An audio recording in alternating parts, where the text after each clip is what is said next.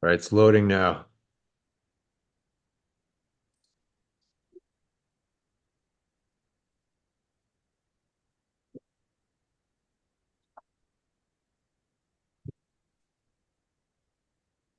We're live. Okay. Welcome everyone to day two of the USA Yoga 2025 virtual qualifier. We had such good response to this event that we are doing a whole weekend of yoga. We went through about 55 or 60 athletes yesterday. We'll be getting to about half of that today, and we are ready to get started. I would like to just quickly thank everyone who worked so hard to make this event possible, our judges, our coaches, our athletes, our volunteers, our event planning committee. So a lot of work went into making this possible, and we are ready to get going. I'll be talking to you throughout the course of the events today, explaining to you what some of the postures are that you're seeing, and then some of the rules of engagement as well. Okay, so without further ado, we are ready to start with our first group, which is girls 9 to 11. We have one athlete in that group, and let's go ahead and spotlight Nikita Pasayat, representing the state of California, and there she is. Go ahead and take a bow when you're ready, Nikita.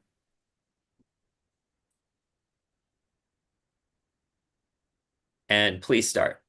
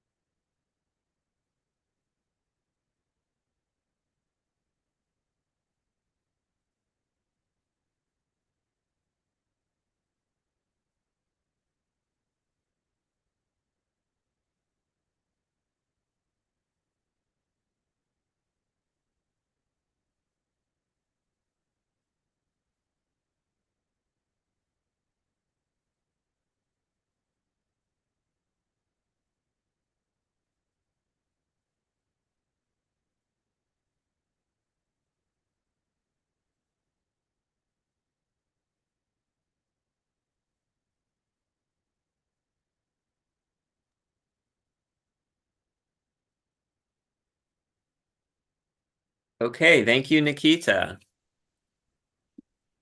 So the way this will work throughout the course of the day is after the athlete is finished, there'll be a short pause while I get the time that that athlete took from the judges.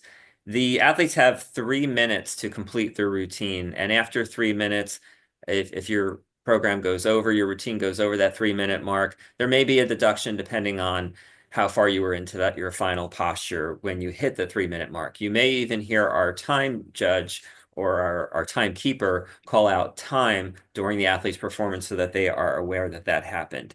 Nikita came in at 2 minutes and 20 seconds.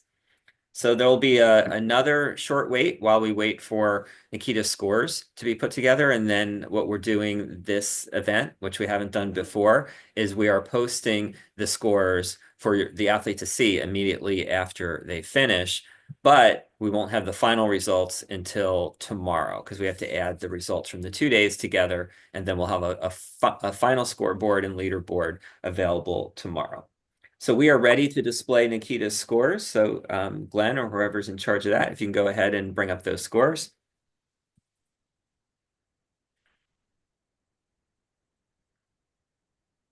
And while we're waiting for that, we're going to switch to our next group after this. It'll be boys 12 to 14th. And Subramanian, you will be up first. So get ready.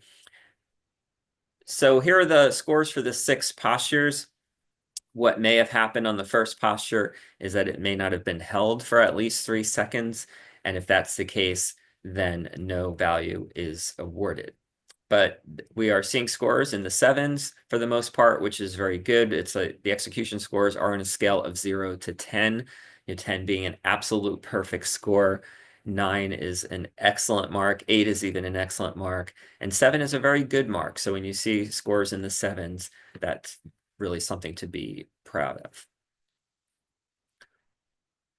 Okay, we are going to move to our next group and our first athlete in that next group. This is now boys 12 to 14, and representing the state of Texas, let's find Subramanian Mayapan, and there he is. Go ahead and take a bow when you're ready, and you may begin.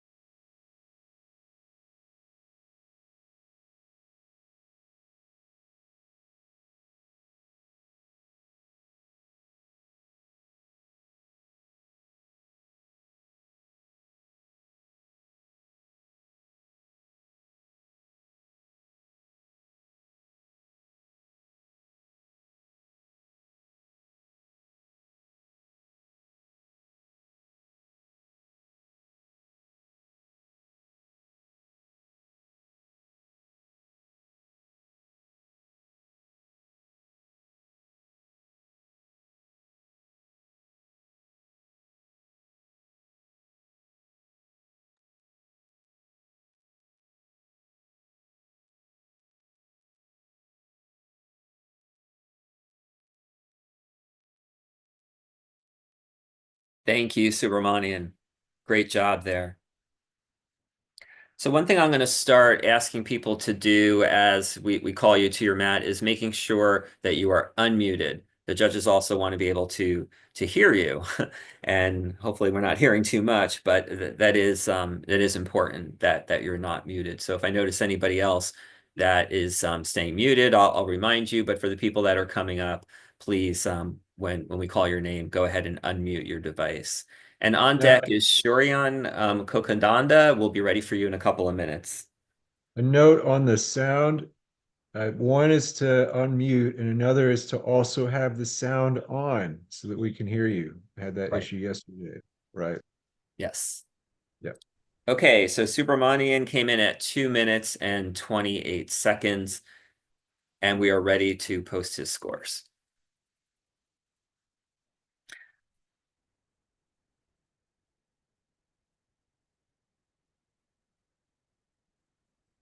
So as I was mentioning before, the sevens are very good. Eights are really excellent scores. So these are almost all in the eights and a very high seven. So this is representative of a very clean routine with very sharp positions. So very good job. The judges are ready for our next athlete. So let's find and spotlight Shuryan Kokandanda, also representing the state of Texas. We're going to have you take your mat, make sure we can still see you okay.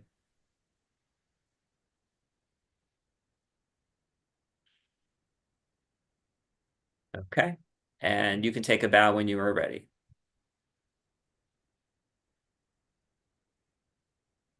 Start, please.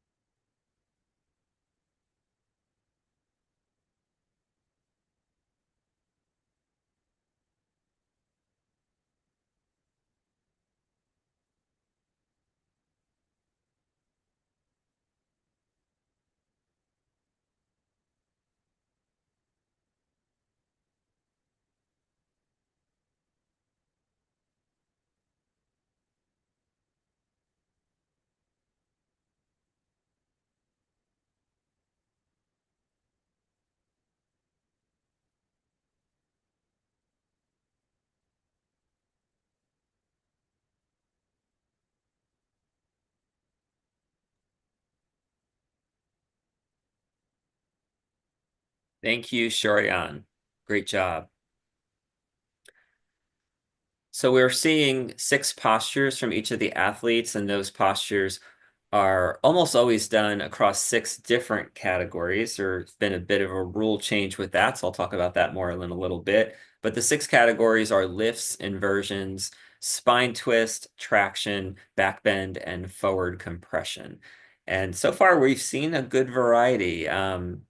They're mixing it up a little bit. Sometimes you see certain postures quite a lot repeated by athletes, but in this case, we're only, what, 3 athletes in, and we've already seen a good variety of postures. Even with spine twist, the spine twist that Shoryan just did was different than the previous ones, and there aren't a lot of things to choose from with spine twist. So sometimes you see the same spine twist quite a lot. So Shurian came in at 2 minutes and 28 seconds, well under the 3 minutes, which is what we want.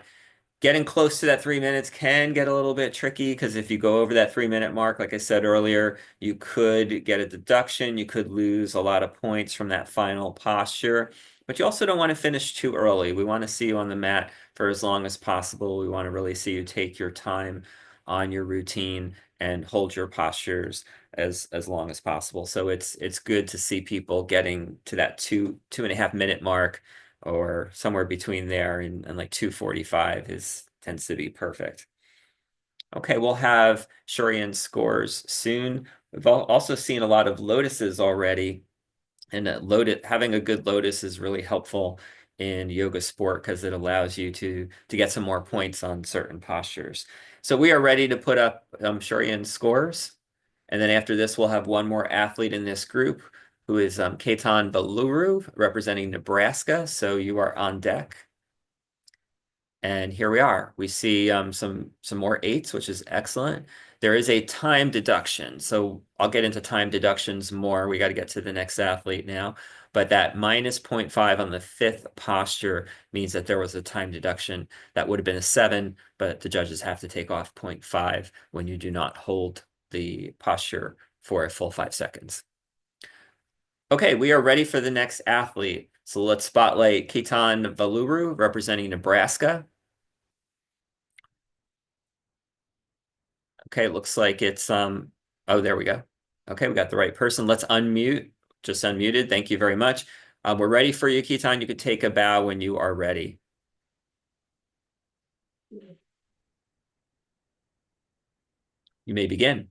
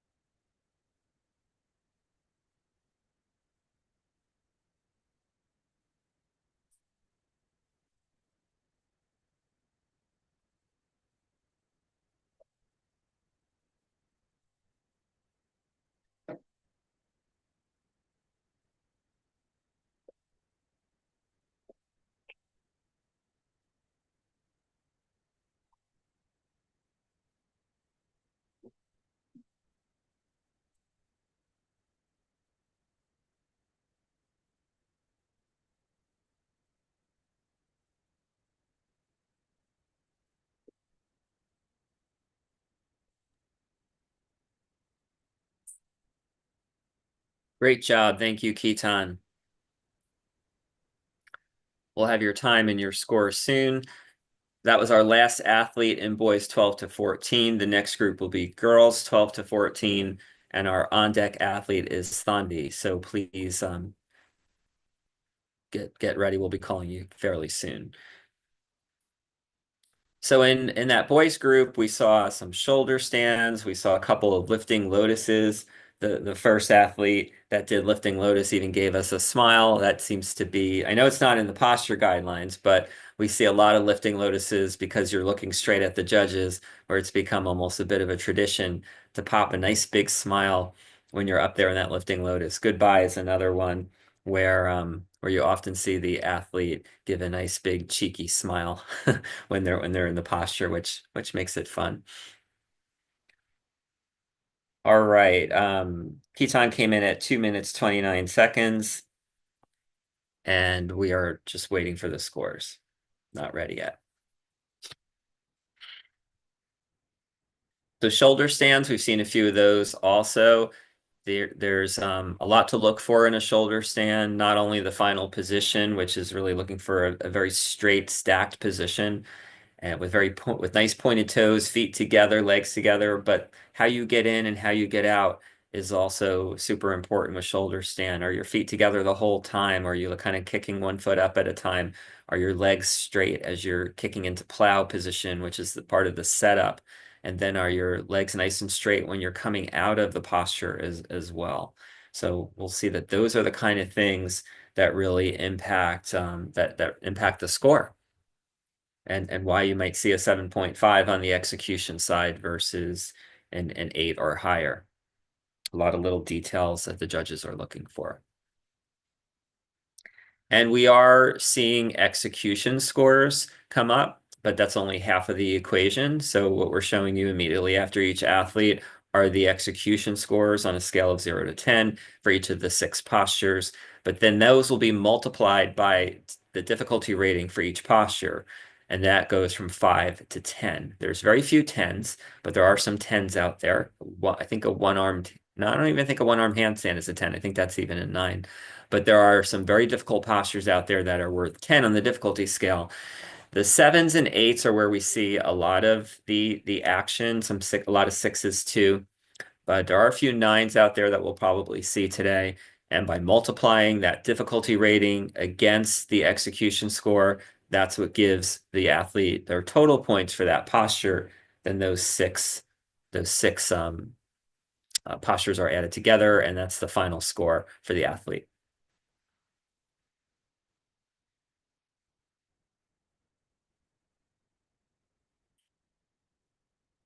Okay, we're still working on the scores for Kitan.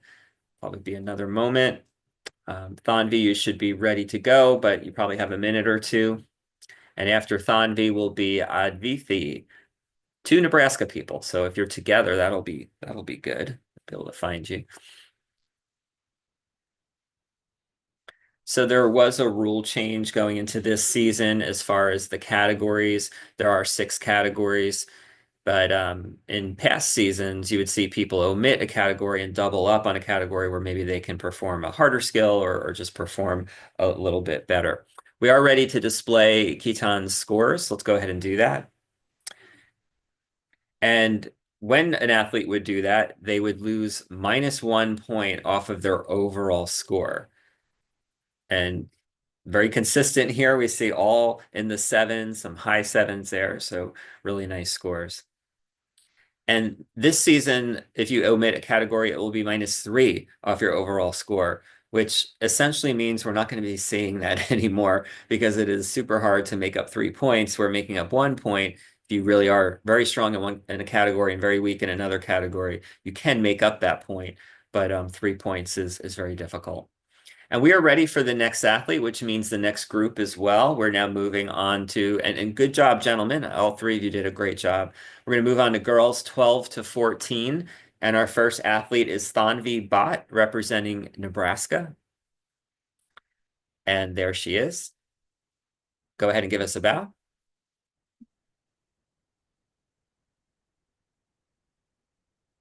You may begin.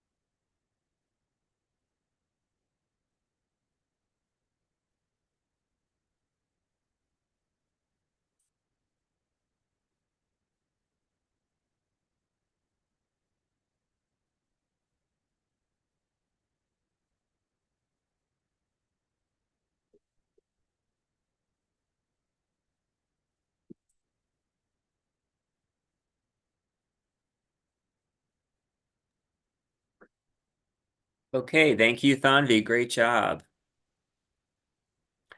We will have your time and scores shortly. Our next athlete, our on-deck athlete, is also from Nebraska. Advithi will introduce you in a moment or two.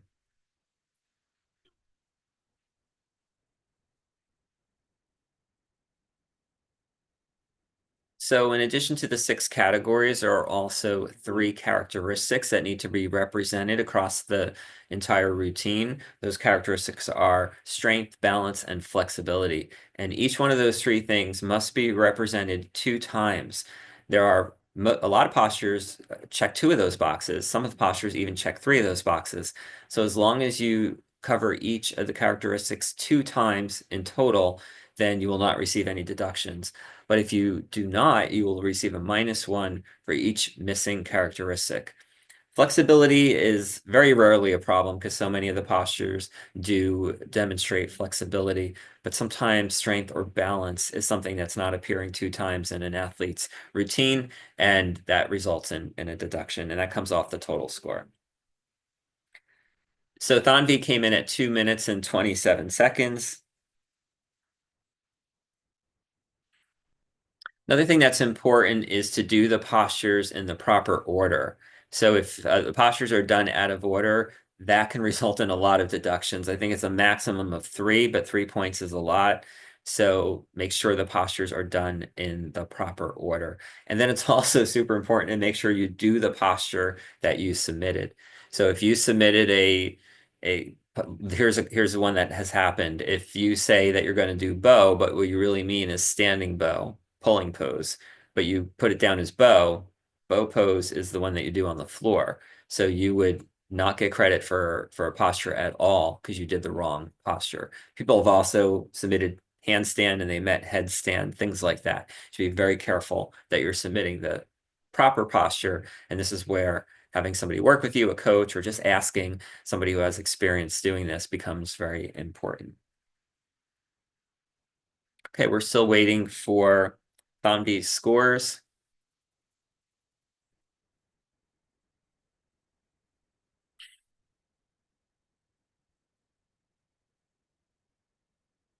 We can go ahead and put the scores up now.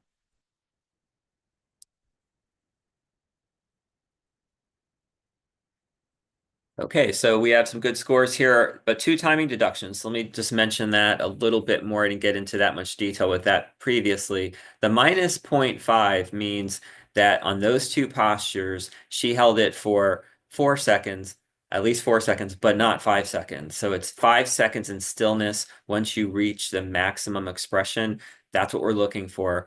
Now, it's always better to do a little bit more, but when you're in that 4 second range, that's when the -0.5 comes. And we'll talk more about that later because we are ready for the next athlete. And let's go ahead and spotlight Advitha. And please welcome from Nebraska, Advitha Hascott Ramars. And there she is, all unmuted. You can take a bow when you're ready.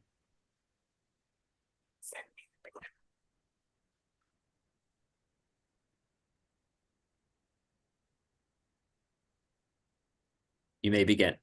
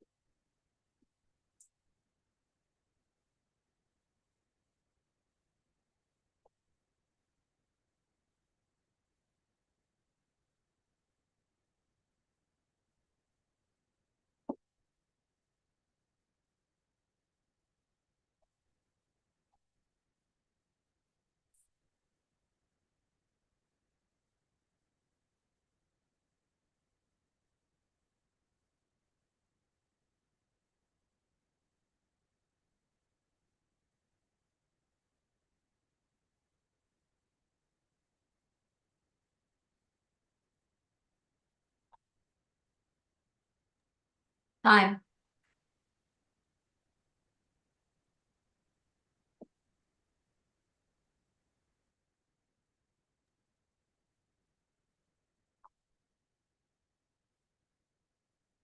Thank you, Advithi. Good job.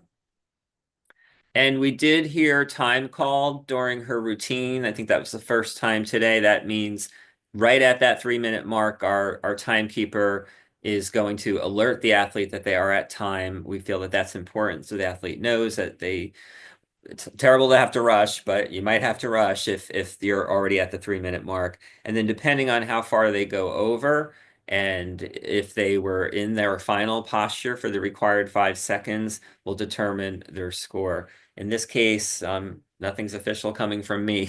The judges will decide, but I think she was in that final posture long enough that she will get a score, but it would have been higher if she stayed under the 3 minutes.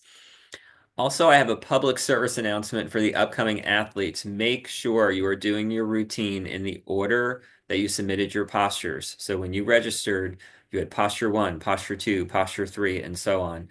You must perform your routine in that order. Otherwise, you will start receiving deductions for each posture that is out of order. That's a -1. And I think the rule is that it can go up to -3 total points off your score for not doing your routine in the right order. And of course, like I said, you have to do the postures that you registered. You can't change your mind in the course of the routine. In-person competitions, there is a different rule that does allow you to call out postures from the mat, but we do not do that in virtual competitions. Yeah, and when you do a different posture, an entirely different posture than what you submitted, it's a 0. So if we see some zeros coming up, that could be the reason. Out of order will just be a deduction though. All right, so Advithi came in at 3 minutes and 12 seconds. The judges are working on her scores, and we have Ritika up next. So get ready, Ritika. It'll be your turn next. And after Ritika, we will have our final competitor in the girls 12 to 14 category, and that is Samhita.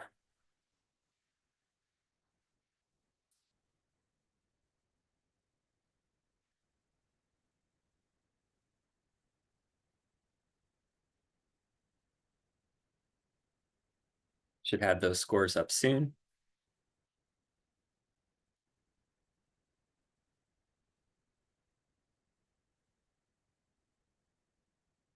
Let me just talk about the timing a little bit more. So I think we talked about the 3 minutes a lot, but those timing deductions that we saw already on a couple of athletes is really about the posture. So the posture, we have the 3 minutes overall, but each posture, you have to get to that final expression of that posture and then hold it there for 5 seconds to receive full credit. If you hold it for 4 seconds, but under 5 seconds, then that's a -0.5. We've seen some of those. If it's 3 seconds to 4 seconds, it's a -1. If it's less than 3 seconds, then you will get a 0 for the posture. It can get a little bit tricky here because sometimes what happens is somebody gets to the posture, they hold it, and then they decide, oh, I'm going to change and go deeper into the posture. If you achieve a whole new position in the posture, and not just like a slight like balance check or something, if you actually decide to deepen the posture, we will restart your clock and you may not get to that 5 seconds, even though overall you thought you were doing it for 5 seconds. Okay, we're ready to put the scores up. So these are the scores for Advithi. Okay, so we may have had the first 2 postures not the correct postures, but we see for the next 4 very good scores. And we are ready to move on to our next athlete in this group. So this is girls 12 to 14. Next up is Ratika Pasayat, representing the state of California. When you're ready, you can give us a bow.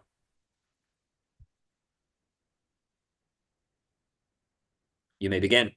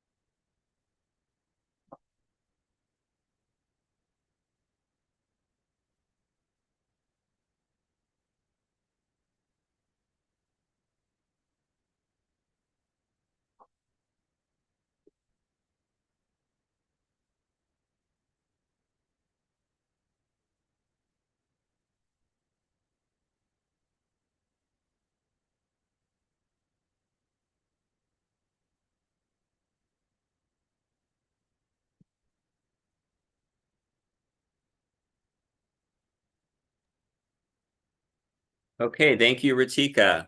Very nice job. So, if anyone's following the chat, I'm not sure who can see it. We do have a question about the athlete submitting a change to their routine.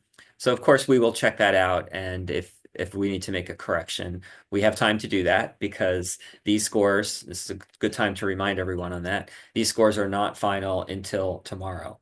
And one of the reasons is we need to give the judges at the end of the event time to just check everything and make sure they got everything right. But also because this is a 2-day event and we had athletes in all these categories go yesterday, we will need to compile everything and post final results sometime tomorrow.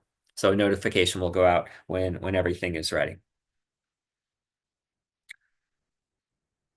Okay, so Ratika came in at 2 minutes and 9 seconds, which is pretty quick and efficient.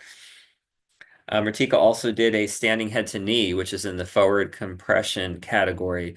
We saw a lot of rabbits earlier, and a rabbit is also a forward compression.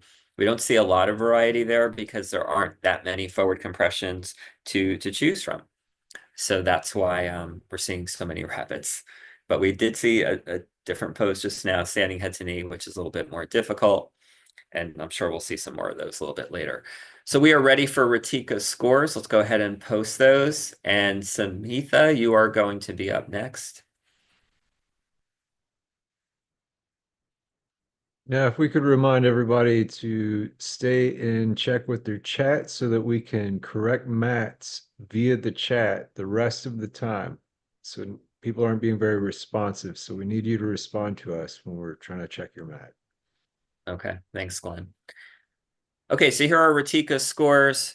We did have some timing deductions. The second score will need to get fixed. That's something in the tabulation grid because you can't get less than 0 on a posture, I don't believe.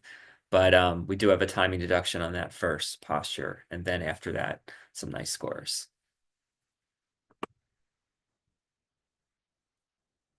Okay, we are ready for the next athlete, which is our final athlete in the girls 12 to 14 category. Let's find Samhitha and spotlight her. There she is. So please welcome Samhitha Shriya Moju, representing the state of Texas. You can take a bow when you're ready.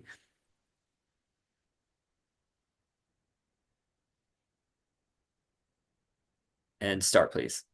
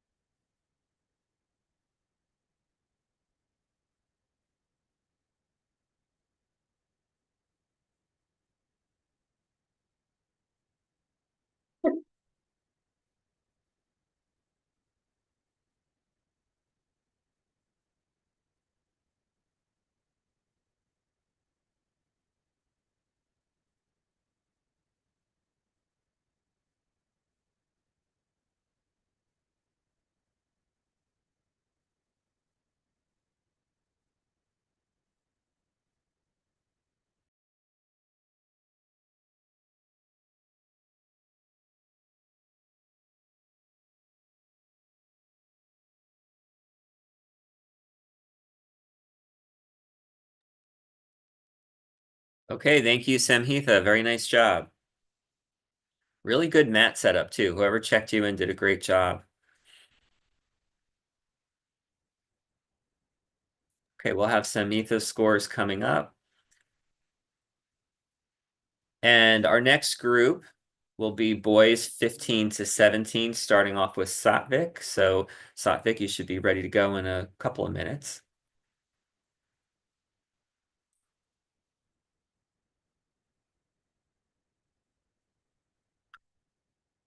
So for anybody who's disputing the postures that they registered, we're going to be putting information in the chat for what you can do to question us on that. So if our if our postures that we have on our list somehow didn't get through and you did make a change, we have time to make that right for you. So we'll tell you what we need you to do. Okay, so Samhitha came in at 2 minutes and 9 seconds. We're working on her scores. We see why it is so important that the judges understand what postures you're trying to show us. That's why it's such a big deal. In addition to only awarding points for the postures that the athlete registered, part of the preparation for it goes into them being ready to judge a certain posture. So some of these less common postures, they will want to review the posture guidelines and know what they're looking for when they're ready to take a look at your routine. So it is a really important thing that we know the postures well ahead of time, and then we prepare for it, and if there do need to be changes, that we get those changes through. So we'll make sure that all gets sorted out.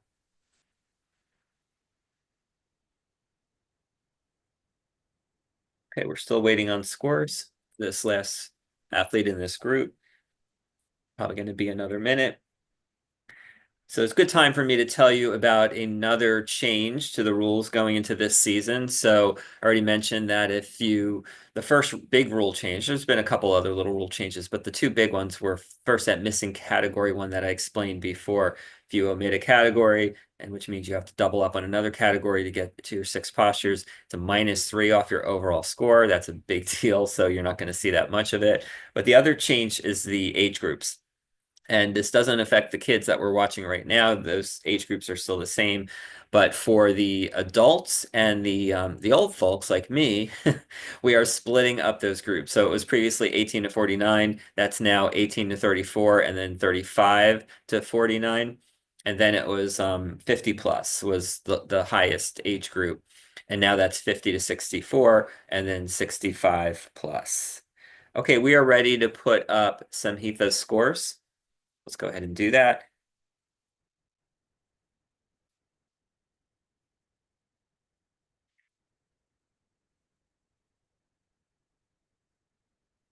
Okay, and these are really good scores, no deductions, and we're all in the 7s and 8s, going as high as an 8.5, which is really good. So the judges can give a score in half increments. So when you see an 8.5, that could mean that all the judges gave it 8.5, or maybe some gave an 8, some gave a 9. When you see a 7.8, for example, that means there were some 8s in there were some 7s in there, 7.5s, and then they get averaged across the judges. Okay, so that finishes us off with the girls 12 to 14. We are going to be moving in a moment to boys 15 to 17, and the judges are ready. So let's go ahead and spotlight Satvik.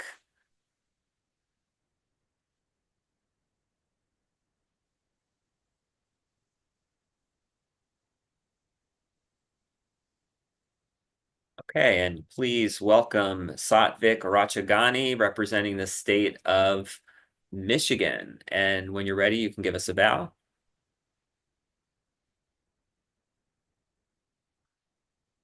And you may begin.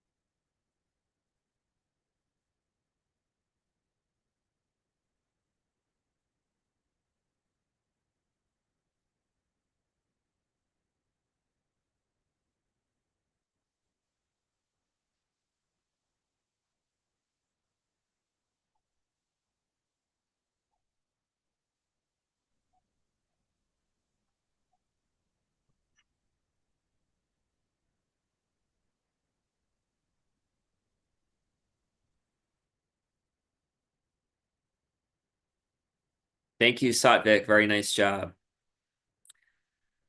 We'll get to your scores soon. Just to tell the next athlete that's on deck, that's you, Suraj Ramesh from Texas. So you should be ready in within a couple minutes. And another important rule I wanted to talk about was facing, which way you're facing. On a lot of postures, it doesn't matter. So we'll use Satvik as an example. If we look at his routine, I think 4 of the postures were done in profile, like rabbit, for example. Half moon back bend, I think he did peacock. Those postures, you can face the left, to the right. You can show the judges your left side or right side. It does not matter. But there are postures, and he did twist, spine twist, and archer, both of those where it really does matter that you are facing the right direction and showing the judges the right side of your body. Other examples are standing bow and standing head to knee. And if you do face the wrong way, that is not matching what the posture guidelines call for, then that is a -1, a 1-point deduction. Okay, so Satvik really used his clock wisely and came in at 2 minutes and 58 seconds. That's almost perfect. And we are ready to post his scores.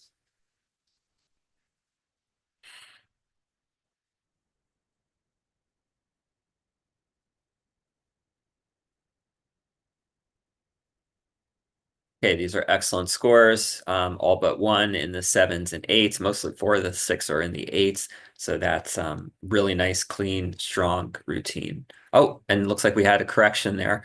The tabulation grid, one of the judges might have just been getting in their score. So we do see an adjustment there. So they're all in the 7s and 8s, even better. We did see a peacock in the lift category from Satvik, which is one of the more difficult lifts. When your body is all stretched out like that, it can be harder to find the strength and balance to hold yourself in a lift versus some of the more compact positions. And when we have some time later, if I get some time later, I'll talk a little bit more about lotus and how that can change some of the postures. Okay, we're waiting to get word if the judges are ready for our final athlete in this category, boys 15 to 17. That will be Suraj, and we'll tell you when we are ready for you, Suraj. After the boys 15 to 17, we will have our final youth category, which is girls 15 to 17. And that will be starting off with Sophia Kanin. So you are on double deck, Sophia.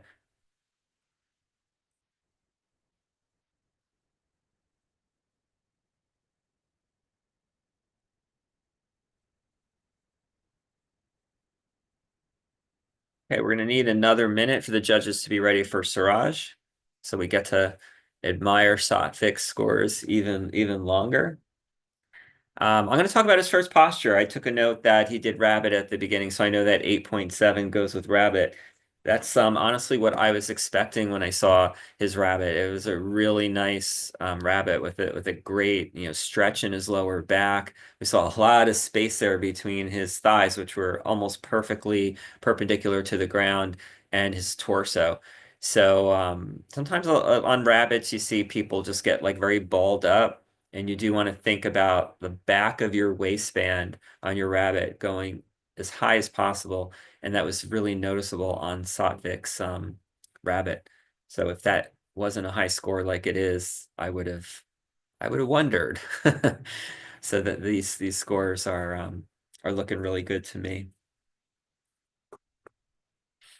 And there are so many details that go into why you get a certain mark on your execution score versus another mark. And those could be then the depth of the posture, but alignment is another super important thing. And like I was describing before, some postures have a lot of setup to them also, like shoulder stand, and you're in and you're out, how clean that is, how tight it is, pointed toes, straight legs.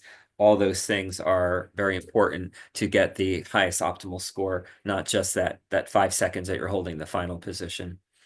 Okay, we are ready for our final athlete in the boys 15 to 17 group. Let's spotlight and please welcome Suraj Ramesh, representing the state of Texas. You can go ahead and give us a bow and start, please.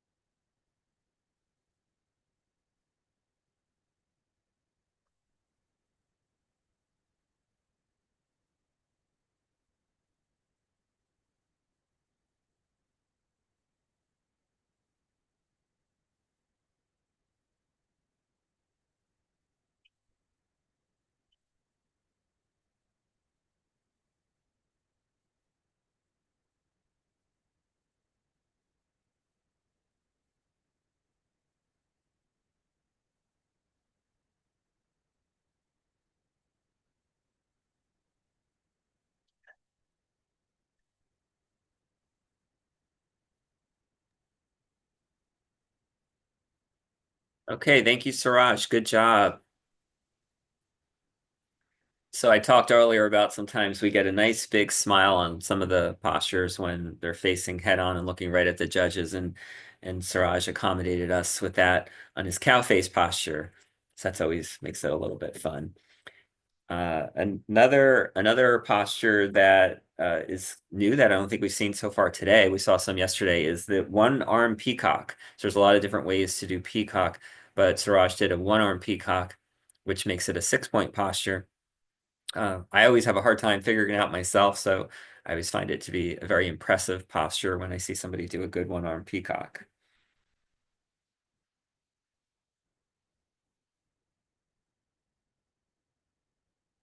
Okay, so we should be getting Suraj's time and score soon. He was our last competitor in boys 15 to 17.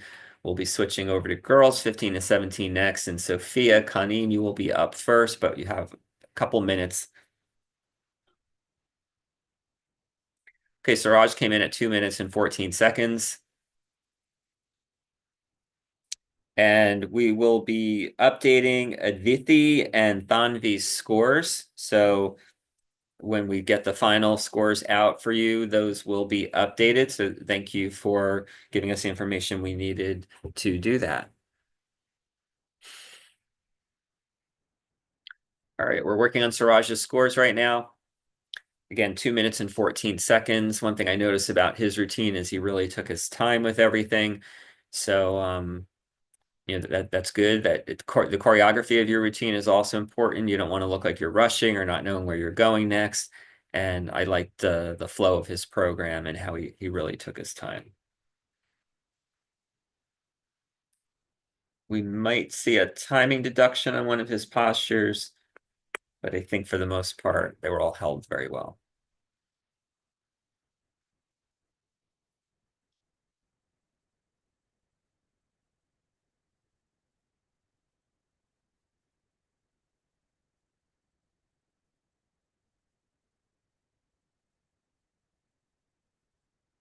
It's still working on those scores.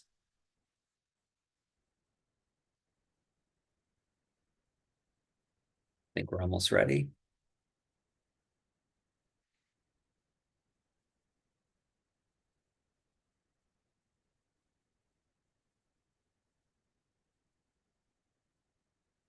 Okay, we're ready to post Suraj's scores.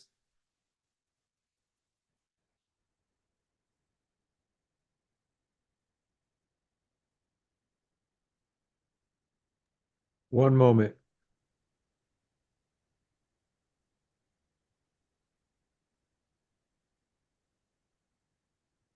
I'm getting word that Kitan scores will also be updated to represent a change once the whole issue with the posture order or the posture submitted were sorted out.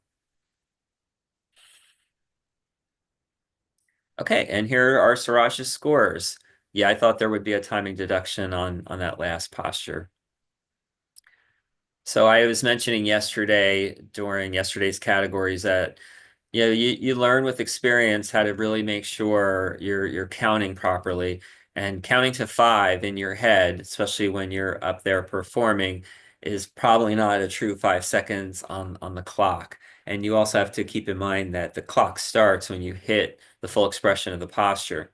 So it's a good idea to count to somewhere between 8 and 10 is what I do. I know some people who even count to a higher number just to make sure that they are getting full credit for the posture. Now, there's other times where if it's a balance issue or a strength issue, where you're coming out of the posture you don't want to, but you're coming out of the posture because you have to, and that's understandable too. But those are the cases where you'll see that you won't get full credit for the posture that you were performing.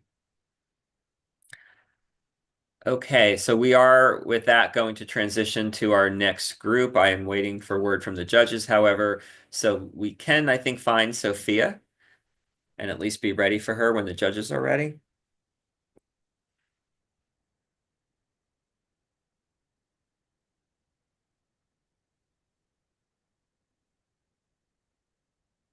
So it's Sophia Kanin from Florida. Got her. Okay.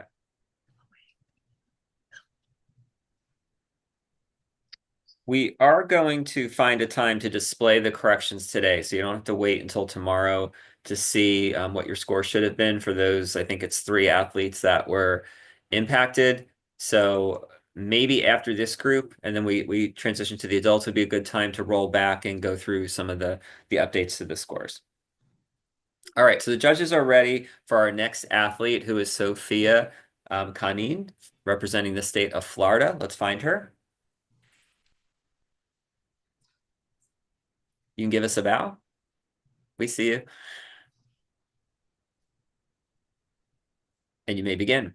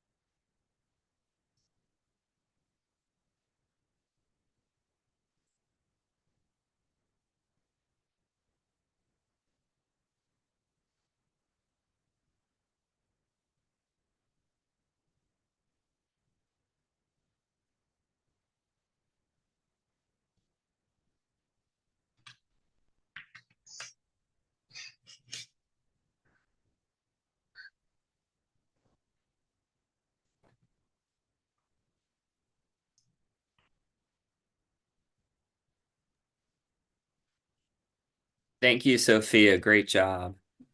And I realized during her routine when she was doing her lift, which is one-legged peacock, that I think I called Suraj's one-legged peacock as a one-armed peacock, which is a thing, but is quite different and is much harder.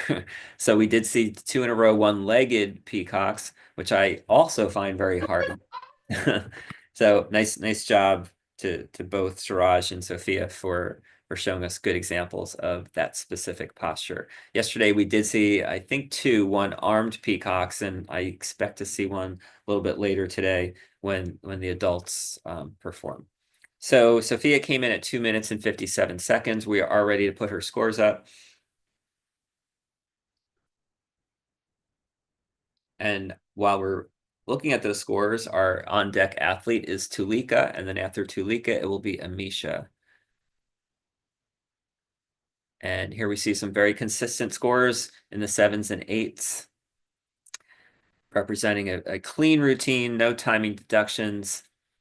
the power, one of the first things I was told when I got into yoga sport was never underestimate the power of a clean routine with good execution and everything performed cleanly. And here's what you see happens when you have an athlete who really pays attention to their execution.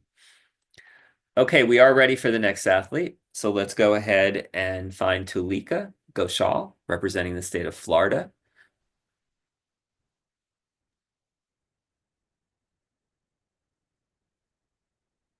Okay, you can go ahead and take your mat and give us a bow when you're ready. Everything looks good there.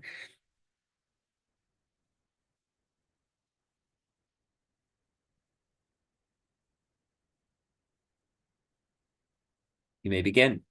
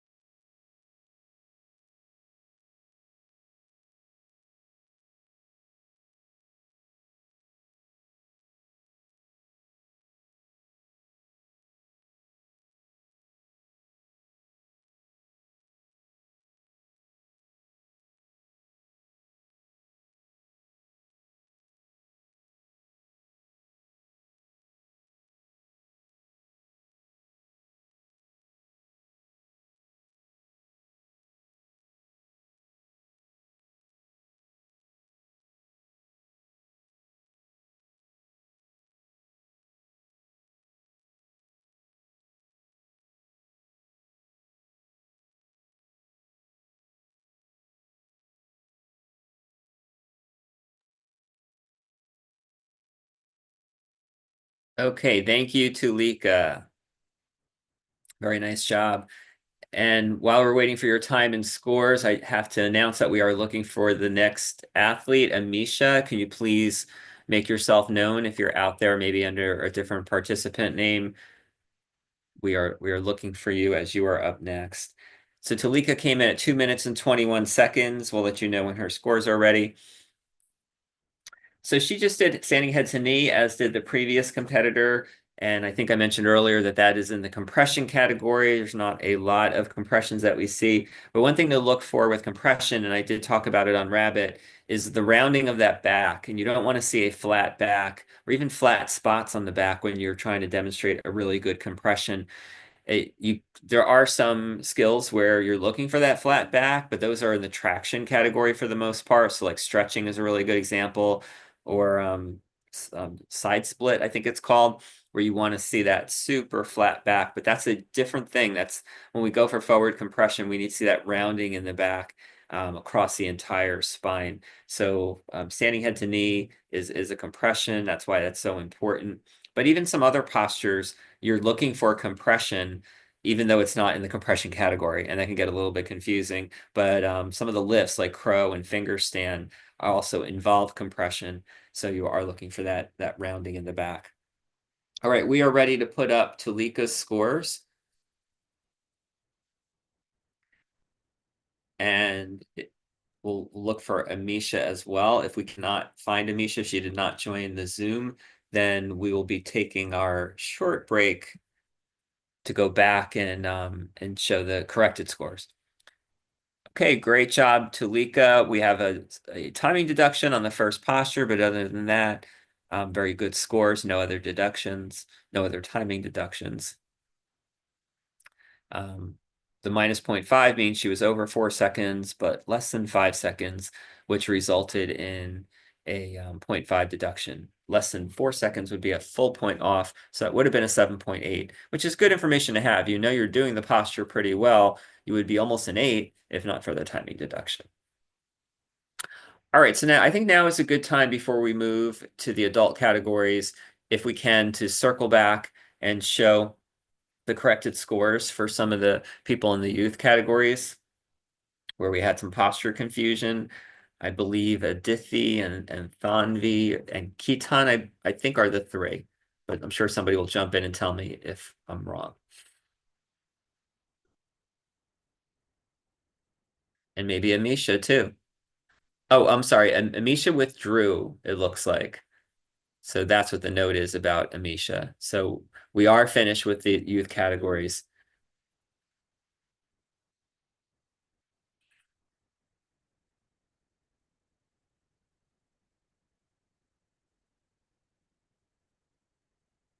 Okay, so here are the corrected scores for Thanvi.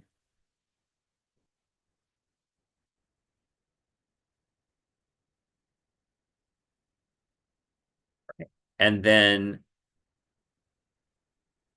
Advithi, I think, is the other person where we need a corrected score.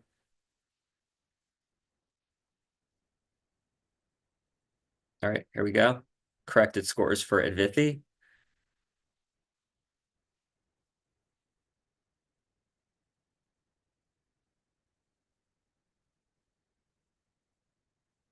Okay. Anybody else? Yeah, I think those are the two. I don't know if there's a third.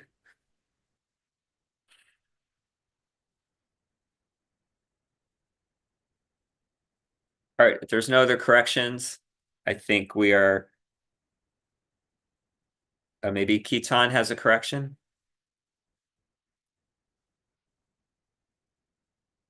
Yeah, could you show Kitan as well, Glenn?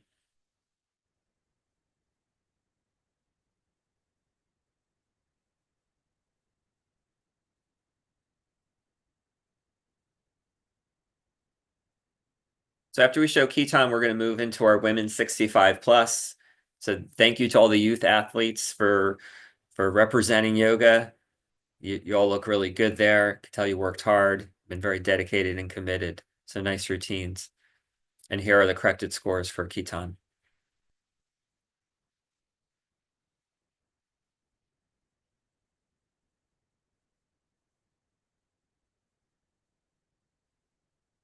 Okay. Do we have our women 65 plus athletes checked in? It's Myra and Darlene. I see Darlene there. Do we have Myra?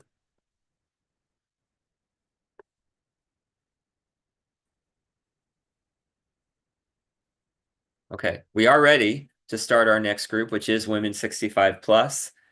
I believe we have Mira checked in, so let's go ahead and find her. Okay, there she is. So please welcome to the mat, representing the state of Pennsylvania, Myra Aronson. And please, oh, you're on mute. We need you to come off of mute on your device, please. Yeah, take your time. Hi. All right, we can hear you. Great. Give us a bow when you're ready.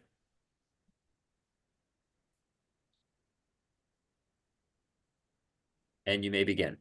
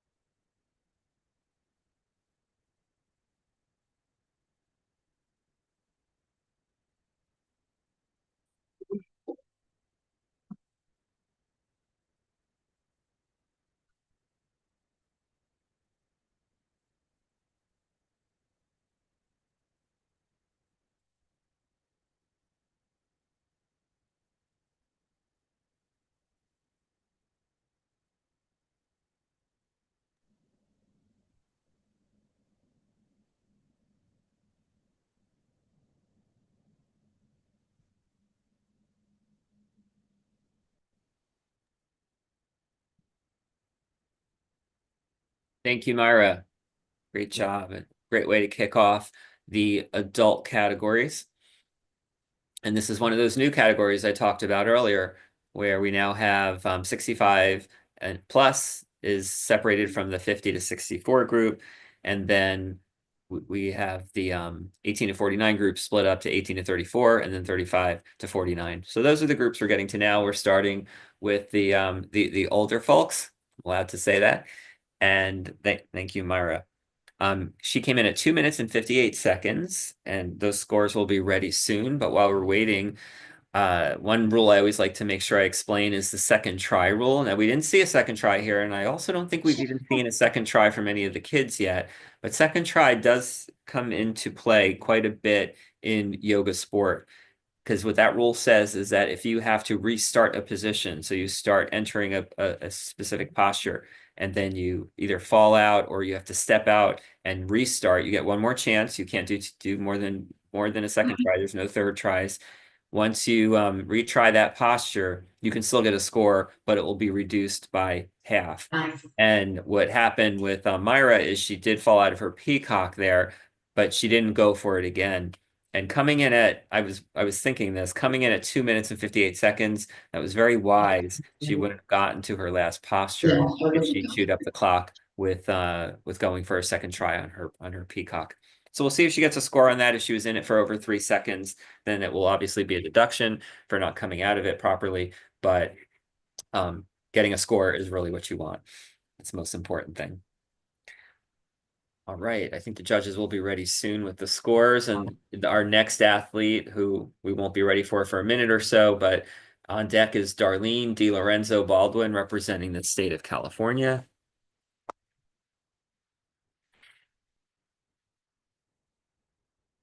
And after Darlene, that will be the end of the women's 65 plus category. Then we'll be moving into the younger older folks group, which is the group I'm in. Men, first we'll start with the men. So it'll be men 50 to 64. So Ramesh, you are on double deck there. And then we'll do the women 50 to 64 after that.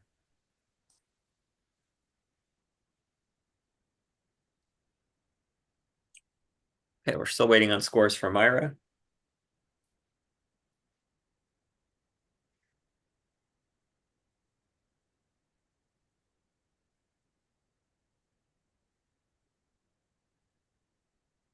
So these new age categories will mean there'll be new medalists, more medalists, more champions each year. And we're hoping it'll drive participation, more participation as well. That especially that 18 to 49 group, that's always the one that people have complained about, where it's such a wide age range, and so many people in that group, it can be tough to break through. All right, they're working on an issue with the grid right now, so it might be another moment or so before we can display Myra's scores.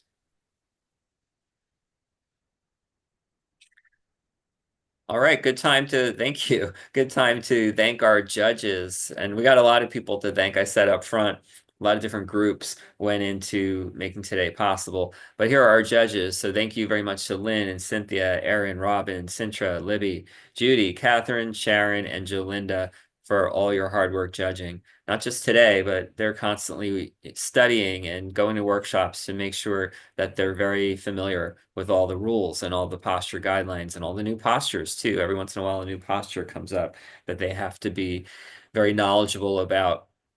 And a lot goes into being a judge. This is all volunteer work, but they love yoga and they love what they're doing. They also help us all learn by giving us feedback through these yoga sport competitions.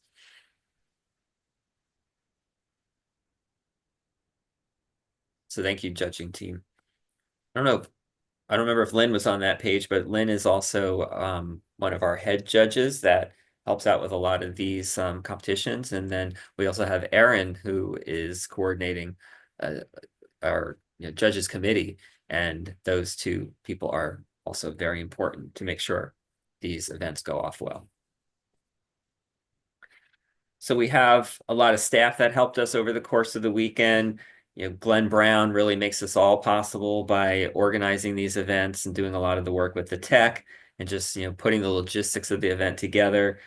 And we have Judy out there today. Jennifer, who's coming up soon, will be competing. She helped us yesterday with spotlighting. We have Tiffany Parker. Clara helped us yesterday with the spotlighting, getting people's mats set up properly. Um, I guess I helped a little bit too with the emceeing duties. I did part of yesterday, and you're stuck with me all day today. And then yesterday, relieving me for the second part of yesterday's events was Wahid Kaskan, and he does a great job emceeing.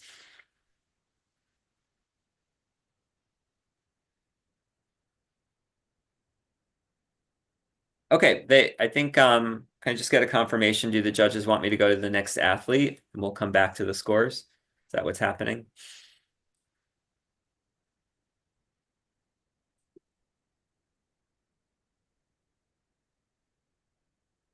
Yeah, I just need a confirmation from any one of the judges that you're ready for the next athlete, and we will do the scores after that. Okay, the judges are ready, so let's go ahead and welcome Darlene DiLorenzo Baldwin, representing the state of California. We're just going to get you spotlighted. There you are. You can give us a bow when you're ready.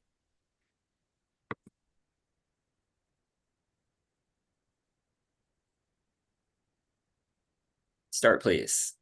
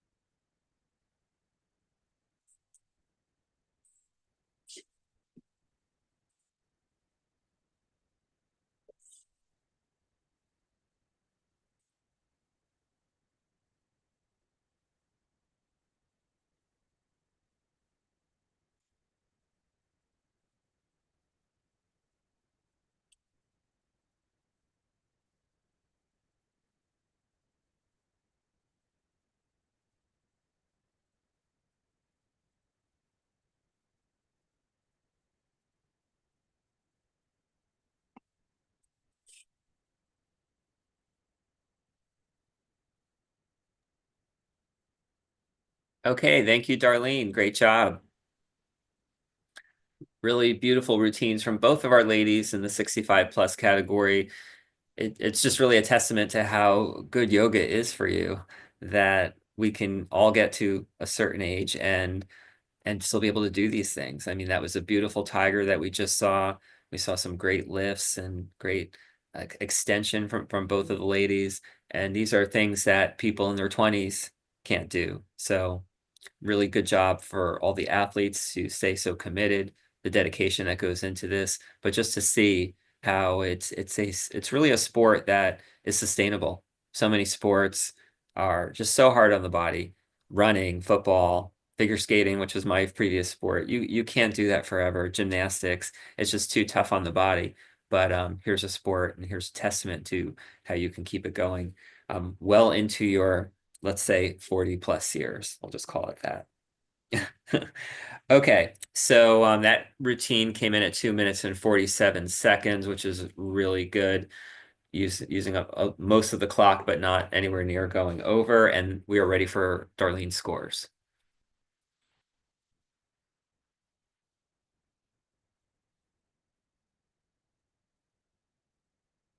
I bet those aren't right. Okay, here we go. They just had to click in there. So really nice scores across the board. We did have a timing deduction. It appears on the second posture. So I'll want to go back. Darlene will want to go back and look at that. That would have been in the high sevens if not for the timing deduction. So all across, really good stuff there. It's possible, and I'm not saying this happened here, but what happens sometimes, and I talked about this a little bit earlier, is you reset your own clock. So you go to a deeper position. So overall, you were in the posture for even well over 5 seconds. But if you do make an adjustment and you go for a deeper expression of the posture, it will reset your clock. So it's possible that that happened here, or even some of the earlier timing deductions that we saw. All right, let me just check. Can we go back to Myra's scores now, or do we just need to keep moving forward and we'll get to her scores later? If I don't get an answer, it's going to mean we're moving forward. All right, I think we're moving forward. So that does round out women 65 plus. Again, wonderful job, ladies. Our next group is men 50 to 64. We had a few athletes in this category yesterday, but only one today. And that person happens to be our reigning silver medalist for nationals and for worlds. So please welcome Ramesh Anie from representing the state of Texas.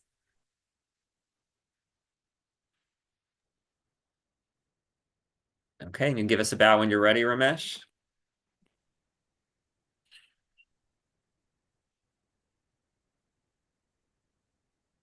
And start, please.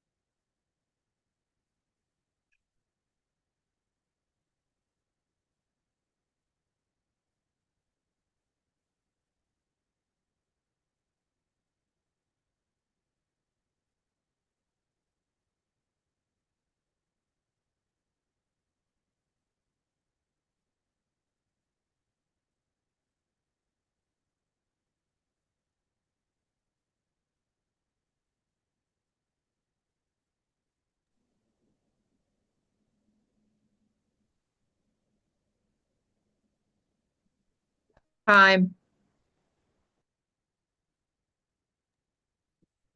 Time. Okay, thank you, Ramesh. So we Feel did hear free. the timekeeper call time there while he was in his final posture, which means he reached the 3 minutes. We'll have to see what that means for that final posture. There'll be some deduction, but depending on how long he was in the full expression of, and that turned out to be goodbye posture, will determine what score he gets for that. If he wasn't in goodbye for 3 seconds, then we could see no score awarded there. And that's why that 3 minute clock does become so important. And that came in at 3 minutes and 8 seconds. So we'll have to see what happens with the scores there. Ramesh does a very difficult program. He had two 9-point postures, one of them being that final posture goodbye, and the previous one was his lift, and he did Om in the lift category, also a 9-point posture. And these postures do have a lot of setup involved. So that's why he was using up so much of his clock, where we see some people were in the low end of 2 minutes, but some postures, some simpler postures just have less setup. Sometimes even a hard posture has less setup, but he's doing postures that have a good amount of setup to them. Tiger Lotus was also a posture that Ramesh did. He went into tiger position and then he folded his legs into lotus. And on several of the postures that you'll see in yoga sport, folding your legs while you're in the posture into lotus while you're in the posture brings it from, in this case, tiger, from a 7 to an 8. Tiger Lotus is an 8. So he did Tiger Lotus very well, and that is an 8-point posture, and that will get him a good score, I think. We're ready to post Ramesh's scores now. There are some other postures where when you're just putting yourself in lotus to start, it actually takes the posture down in difficulty a little bit. Okay, so there are the scores we see for the front part of the routine. Some really nice scores. Tiger Lotus, I think, was his second posture, 7.7 on Tiger Lotus. An 8-point posture is a great score. And it was that time issue that got him on the final posture. The second try is something I described earlier. That's when you have to attempt a posture a second time. What happened there, I believe, on Om, his lift, is either, I think it was on the way out, his foot hit the ground. And that's one dangerous thing about Om is it's 9-point posture, but if you do scrape the floor on it, then that's considered a second try. So you lose half the value on on the execution side. Yeah, it's really treated as a fall when you touch down. Once you're up, really any posture, once you're up off the ground, any sort of touchdown results in a second try. You see this sometime on folding and unfolding peacock lotus, where if the foot just even sweeps the floor, that's considered a second try because it's considered a fall. Okay, we are also ready to go back to Myra and show her scores, and then we'll be ready to start our next category, which will be women 50 to 64. Shauna Parker, you will be up first.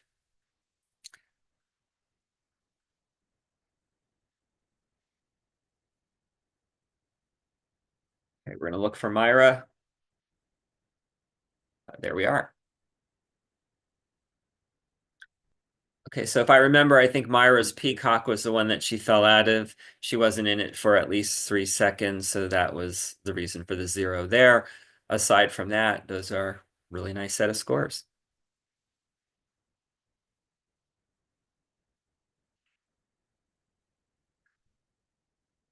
Okay, so that takes care of men 50 to 64. It was just Ramesh in that category today. Yesterday, we had a couple people also.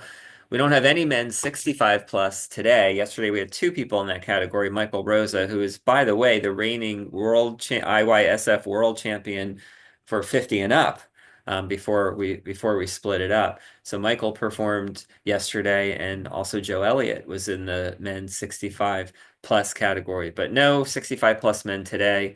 We do have 2 women in the 50 to 64 category, and we are now ready to start that group. So let's go ahead and welcome, representing the state of Utah, Shauna Parker. We'll find Shauna. Okay, there you are. So just come off. Yep, you're off mute. You're perfect. And just take your mat when you're ready and give us a bow. Okay.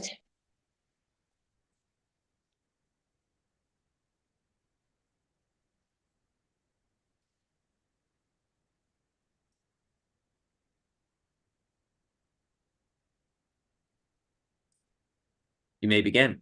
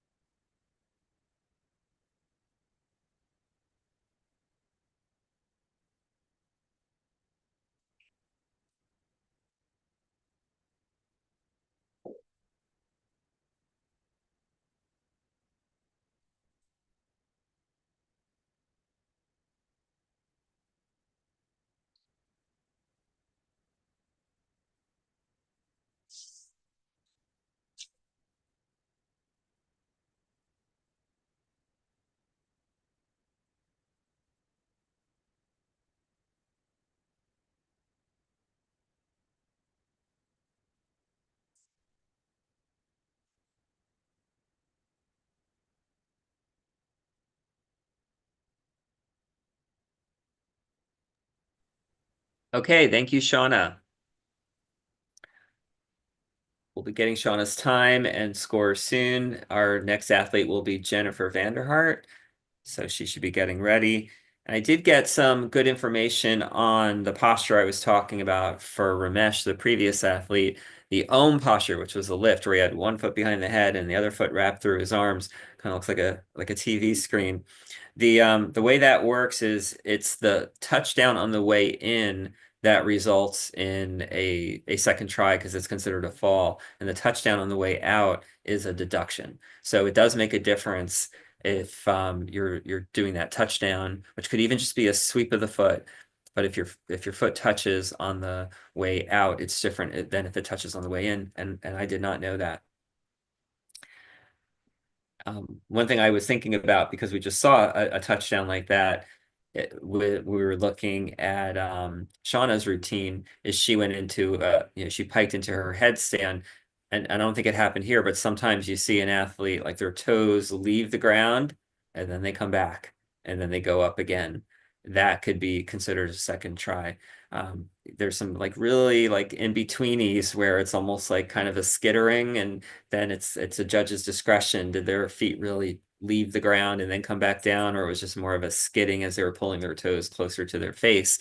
A lot of people use that technique where they slide their feet in, but you got to be really careful that you're not lifting off and then returning your feet to the ground. Okay, so Shauna came in at 2 minutes and 13 seconds. One thing that I think Shauna will want to work on is taking a little more time across the routine, using more of that clock. So 2:13 is a little bit on the low end. I know I've done routines that quick as well, so just have to really take your time when you're out there. All right, we're ready to post Shauna's scores, and then we'll go over to Jennifer.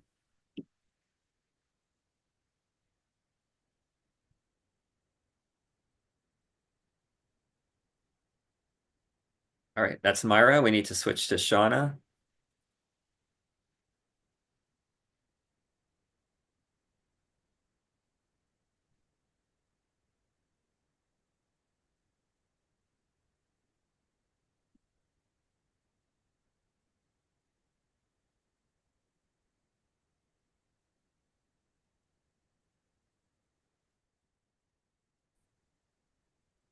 Okay, and here are the scores for Shauna, and there were timing deductions.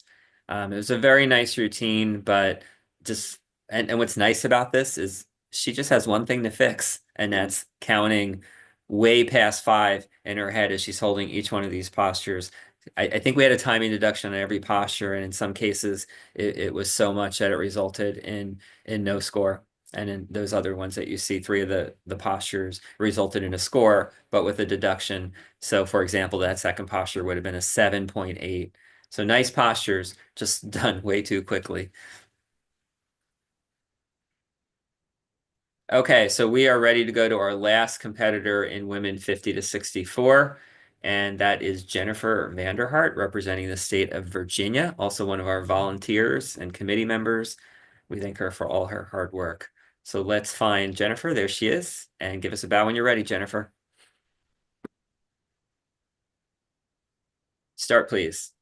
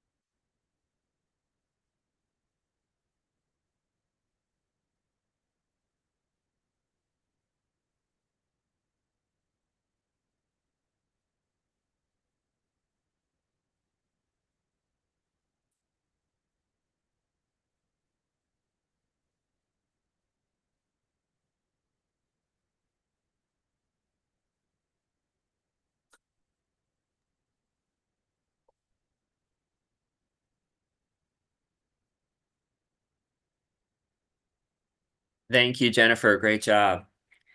And I should have mentioned in the intro that Jennifer is a national champion in women 50 to 64. Used to be 50 plus, now 50 to 64. And you can really see the experience and how just well put together that routine was, the flow, a lot of calmness as well. Jennifer did a split arm, which we saw a few of those yesterday. I'm sure there'll be more of them later today, which is that one of those deceptively difficult postures. It looks like as far as that category goes, it would be easier than, let's say, standing bow posture, but it's actually very difficult to get to that position and then hold it in stillness. When people do split arm, you tend to see timing deductions because it's very hard to tell when you're the athlete in that you're not continuing to move your leg higher and higher. And I think Jennifer did that really well. So we'll see if there's a timing deduction there. So Jennifer comes in at 2 minutes and 52 seconds, and we are ready to post her scores. So let's go ahead and put those up.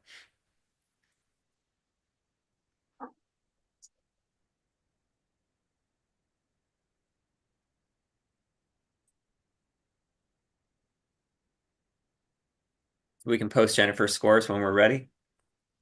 And then that will finish off our women 50 to 64 group. Our next group, while we're waiting for the scores, our next group will be men 35 to 49, and Rob Backus will start us off in that group. But we will be taking a shortened break. So there you go. Wonderful scores. Mostly eights.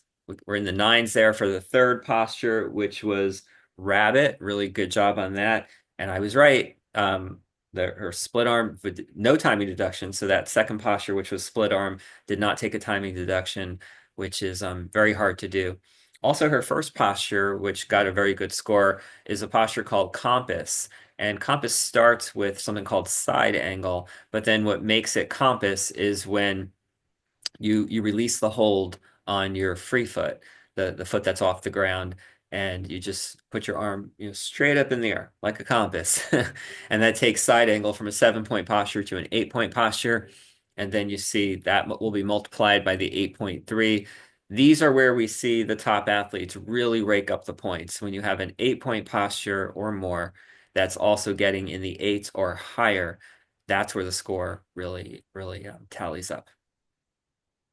Okay, so we had planned a 20-minute break at this point before we go to our final adult groups, which are split now into 35 to 49 and also 18 to 34. But we are going to take a shortened break. So let me get confirmation on how long a break the judges feel they need. We're not going to take the full 20 minutes, and that way we can give our next group a sense of when we'll be back. I was told 15 minutes. 15 minutes. Okay, so we're going to pick up a few minutes by doing that.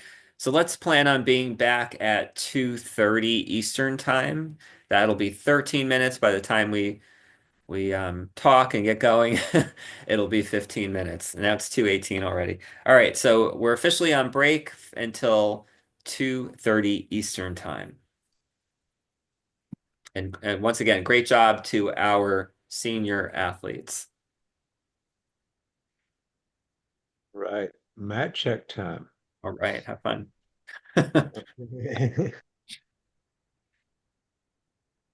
So the next person I need is Lee Dickinson. I've been trying to promote you. So if you can hear me, accept the promotion. Now up top, I've got John. I've been looking at your mat. It looks pretty good. The thing behind you is a little askew, but let's see if that's a problem.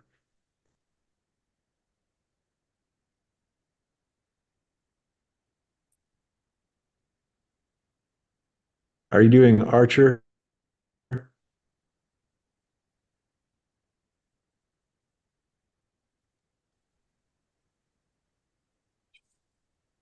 John, are you doing Archer? Me? No. Okay. Are you doing anything that would hang off the front of your mat? 8 angle? Yeah, so Means maybe move your mat back a foot.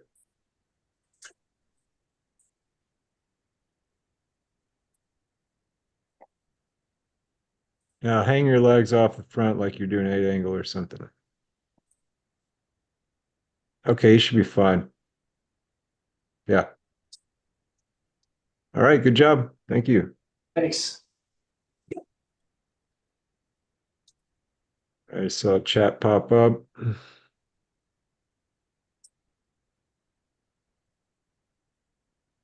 All right. So Lee Dickinson.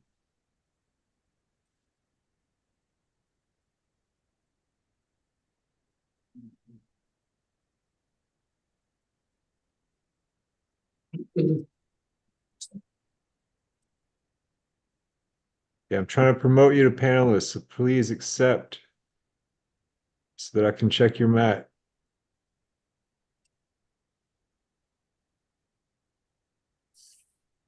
Go ahead and turn your video on. Right. Spotlight you. All right, so you are in front of a mirror. Is there a wall that does not have a mirror on it? Can I have a mirror in the back, Glenn, or no mirror in the back? That's not great. Judges, they might all be peeing. Okay. Can he go and stand up there and let's see what it looks like? So.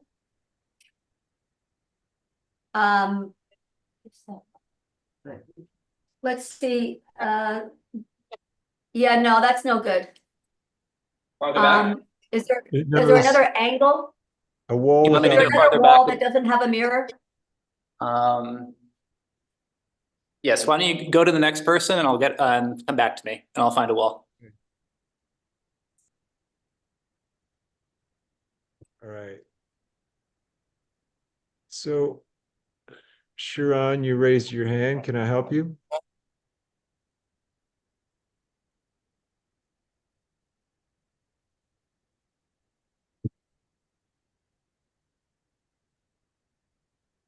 Promoted you a panelist if you'd like to accept, and you can tell us what's going on.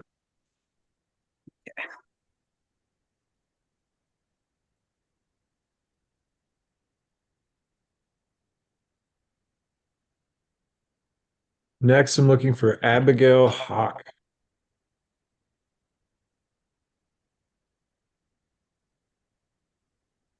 That's it, Florida.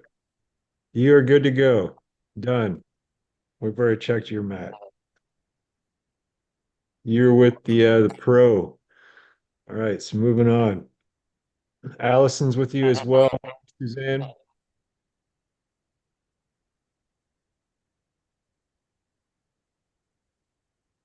So Suzanne, do you have Allison and Jennifer?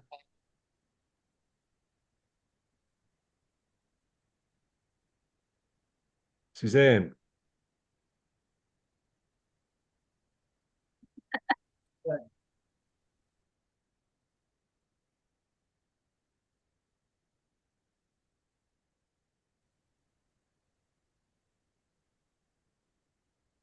Suzanne, can you talk to me for a second?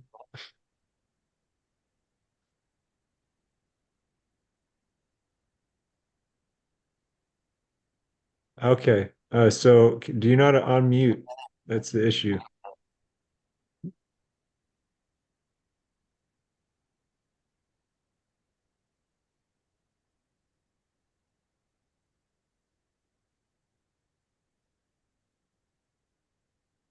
Think that Allison and Jennifer with you, you could come in front of the camera, you could nod your head. Allison and Jennifer are with Now you you. can talk. We're here. I'm here now, Glenn. What do you need? So Allison and Jennifer are with you?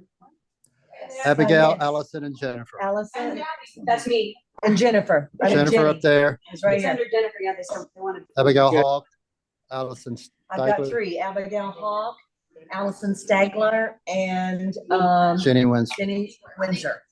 All right, you're done. Thank you. Are you ready, Lee? This is good. You want to test it out? Yeah, let's look at you. Get up on the mat there for us. Arms up. Arms. Yeah, so you just need to angle the camera up so that it gets close to the bottom of your mat. Yeah, let's give it another try.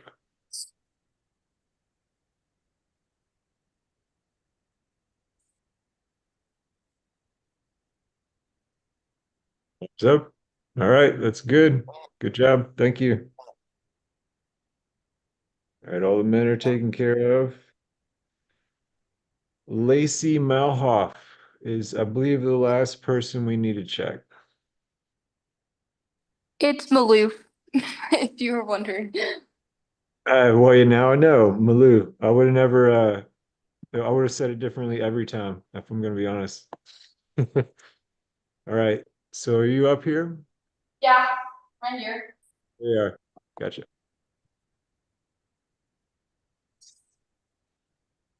Right, arms up. I mean, we can see you really well, but you're very far back. So forward a little bit more. Judges, what do you think about this? Is this okay for you, or does she need to be a little? It's a little bit hard with what she's doing, Tiger, yeah, so it's a little bit hard with the staircase. You kind of get lost in it. Can you scoot your mat a little forward? Or turn your, maybe if she turned her camera sideways, that would take out some of that staircase. Let's just try that. I just barely taped my mat down because I thought that it was gonna be good. So It happens. yeah, we'll try um the rotate. How do you rotate again? Just literally rotate it like that? Yeah, but then you'll need to go into your phone and unlock the screen Okay. because right now it's showing us you sideways. There you Okay. go. And now just angle it up enough to get the couch out of the way, and that should be, what do you think, Lynn? That looks pretty good. It's just not quite in the center. It's close. So instead of having to move your tape down mat, you might move it your camera to the right. Camera to the right. That way? Other way. Other right. Okay. So you're right. Better? If you're looking from your mat, right? Now a little bit more. That's good. Okay. Now, as far as the staircase, now is it as much an issue? Go stand on the mat. Okay. Bring your arms up. I mean, it's okay. It's fine. Okay. All right. Good job. Thank you, Lacey. Thanks. And with that, everybody is checked in. Does anybody have questions, concerns? Good. Just sit tight. We'll be ready as soon as the judges are ready. Hi, Glenn. Hey, I did the mat check earlier in the morning. Can we double check? Yes, we can. Because yeah.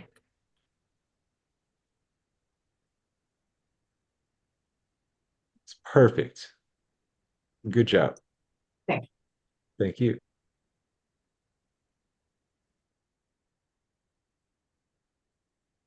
Right, so we're just gonna put something else up on the screen.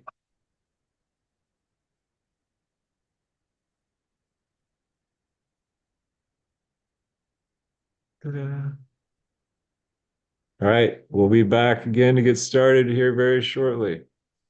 Please don't log off.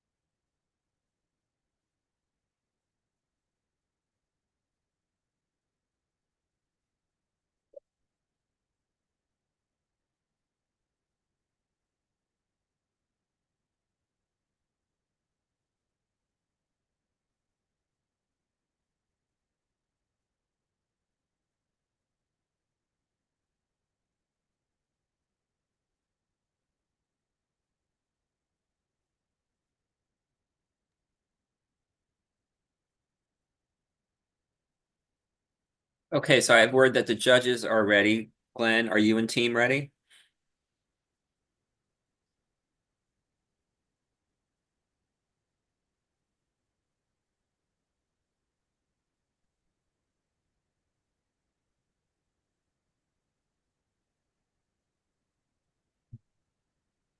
All right, we'll give Glenn and team another minute or two to come back.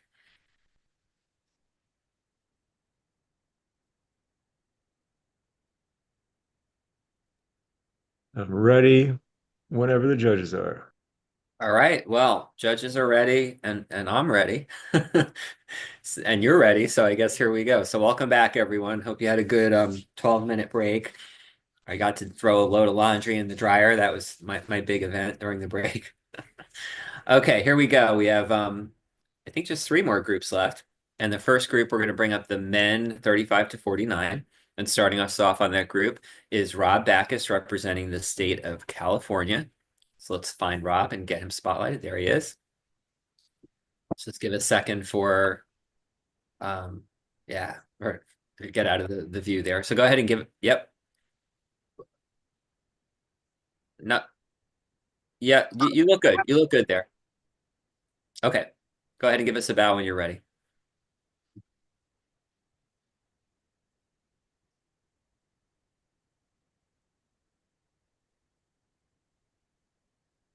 And start, please.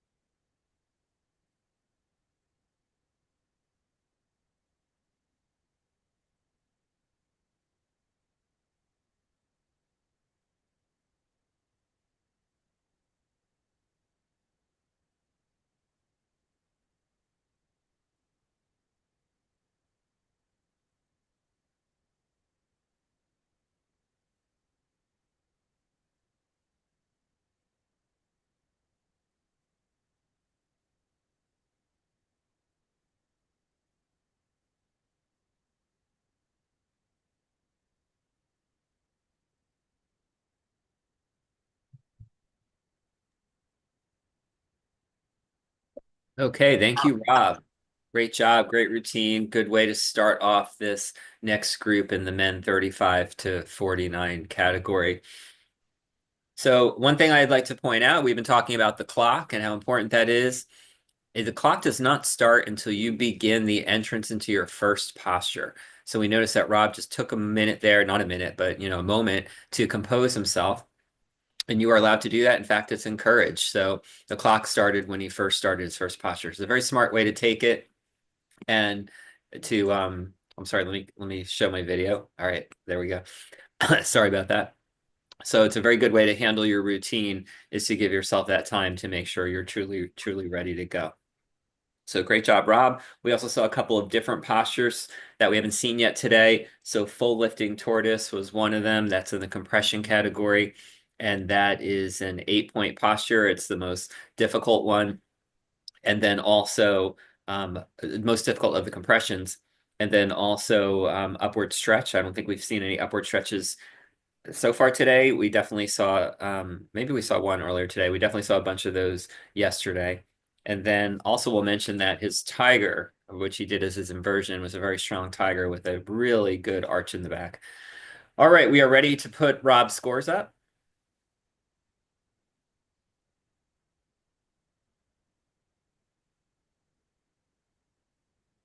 And while we're waiting for those scores, our next athlete on deck is John Buckland, also representing California. Oh, just about everybody in this group is representing California. All right, really solid scores. Good job, Rob.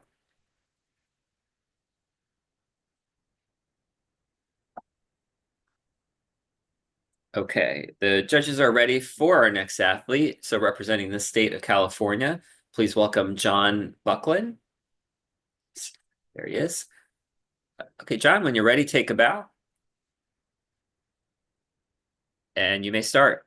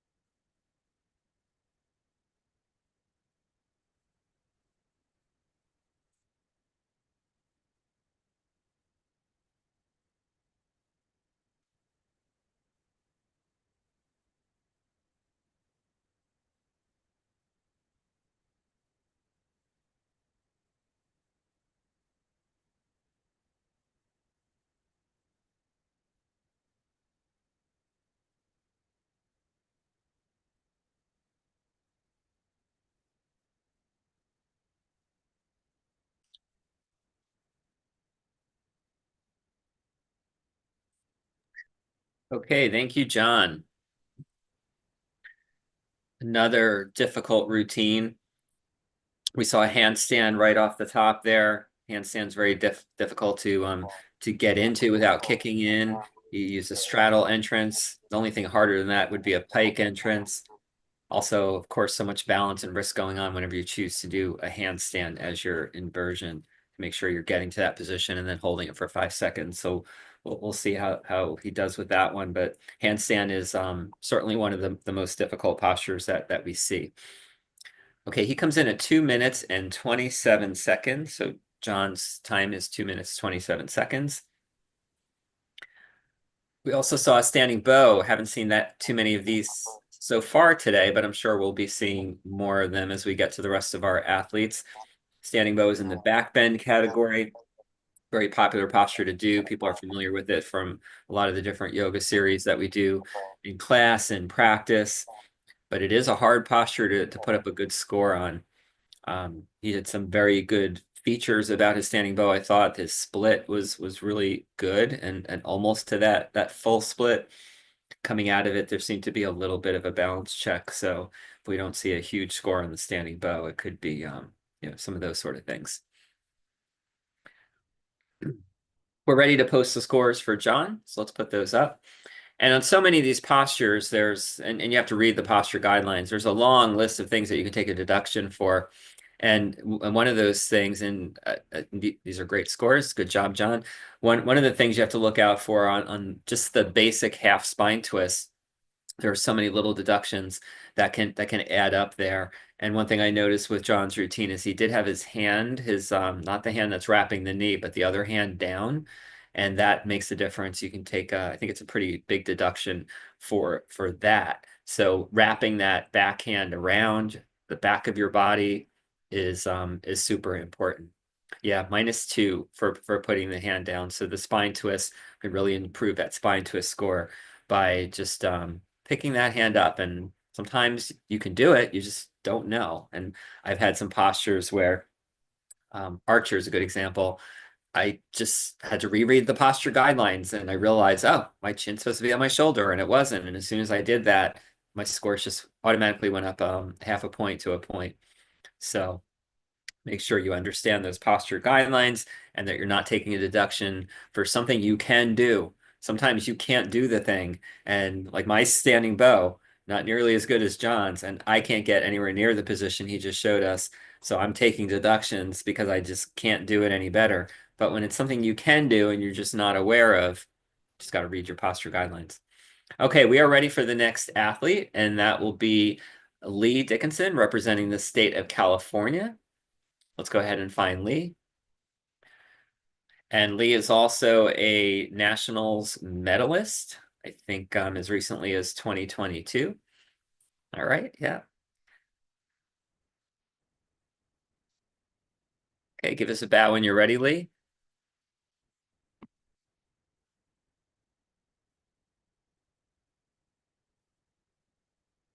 And you may begin.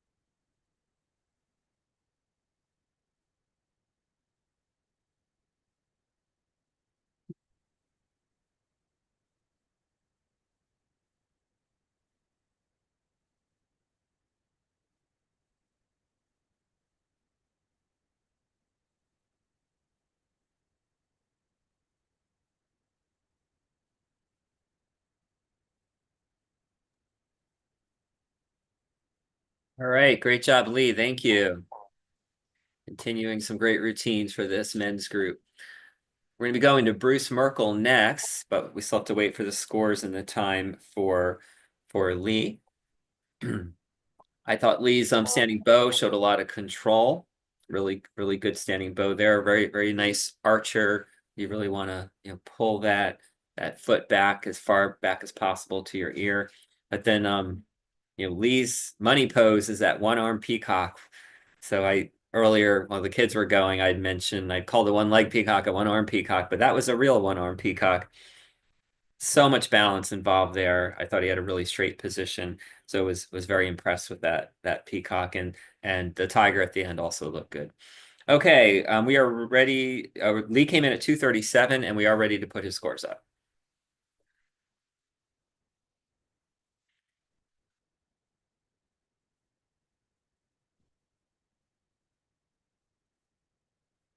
Okay, so here are the scores for Lee. Not seeing any timing deductions. And we'll have to go back in and review where maybe a couple deductions were taken on some of these.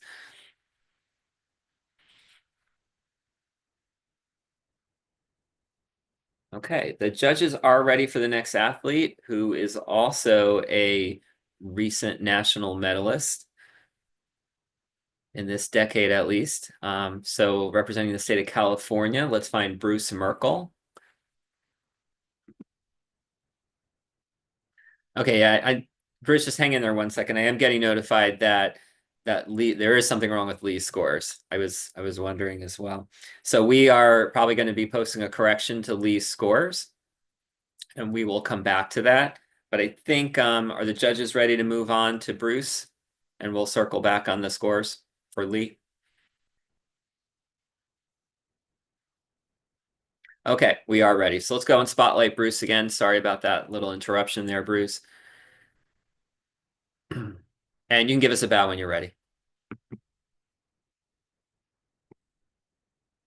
Start, please.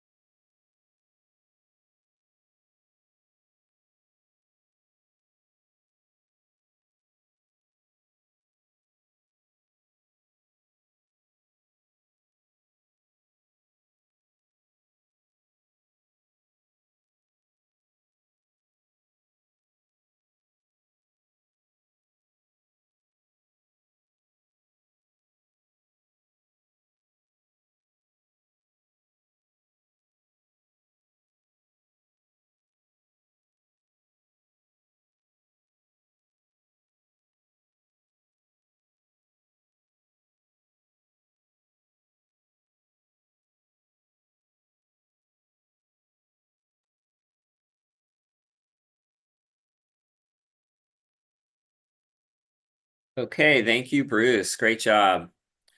Very clean routine with excellent choreography to it, excellent flow. Everything just seemed to connect together. Seems like he's been doing this a long time, and that's because he has. Very confident and holding his postures as well. The stillness is really there. That came in at 245.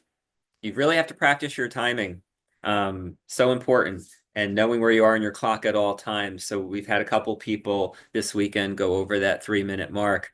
But you need to know where you are in your program and leave yourself a little bit of room. So 245 is kind of the perfect time, because if one of those things took a little bit longer for him to get to where he wanted to be, he would have still had time. Even would have possibly had time if a second try came into play, but it did not.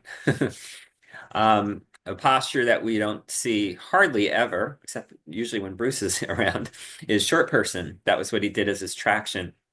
And I haven't talked about extra skill yet today. Extra skill is where some postures have a feature you can add to the posture that increases the value on your execution score. It could be as little as a half, but it could be as much as, I think the highest you can go up is 3. And I think Bruce is going to get an extra skill on his short person based on how he got in and out of it without use of his hands, if I'm not mistaken. So that could be a 0.1. I'm not sure what the extra skill is, but that really helps take posture up to the next level and can get you additional points. The other thing that Bruce did at the very end, and we can go ahead and put his scores up while I'm talking. He did a shoulder stand at the end, shoulder stand lotus actually. There's something called a flourish on shoulder stand lotus, where if you fold your knees down towards your face as he did, it's considered a flourish. And that does not get you any extra value. It's something that's considered acceptable. You can do it. It's cool, but it is not worth anything in terms of extra points. It's not like extra skill, and that's why we have a different name for it, and we call it a flourish. And these scores are not correct. So we're having another grid error. So we are going to have to go back and review Lee and Bruce's scores. So these are too low. We can go back though and show Lee's scores. It looks like his issue has been corrected. So while they're working on Bruce's correct scores, let's go back and bring up the scoreboard for Lee. And then maybe by the time we savor these scores for a little while, that doesn't look like it's right. Yeah, Lee Dickinson.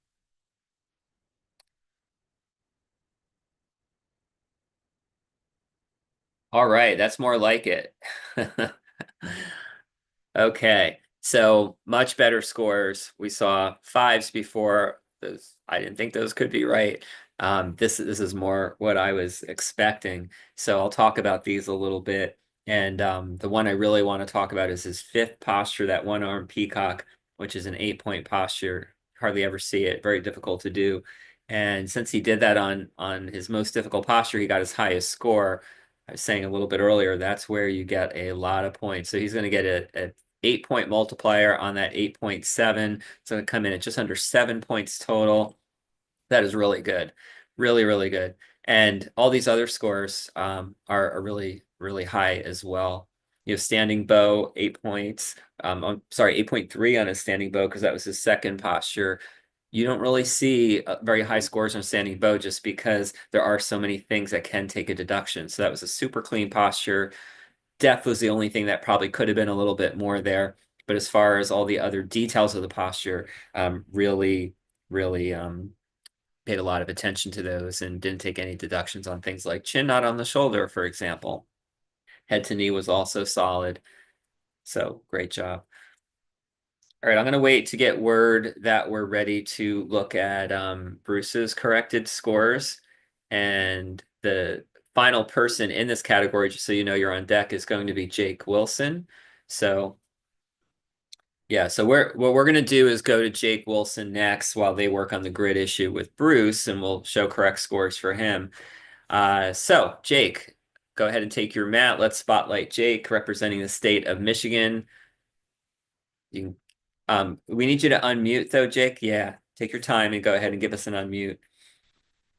All right, man. Give us a bow whenever you're ready.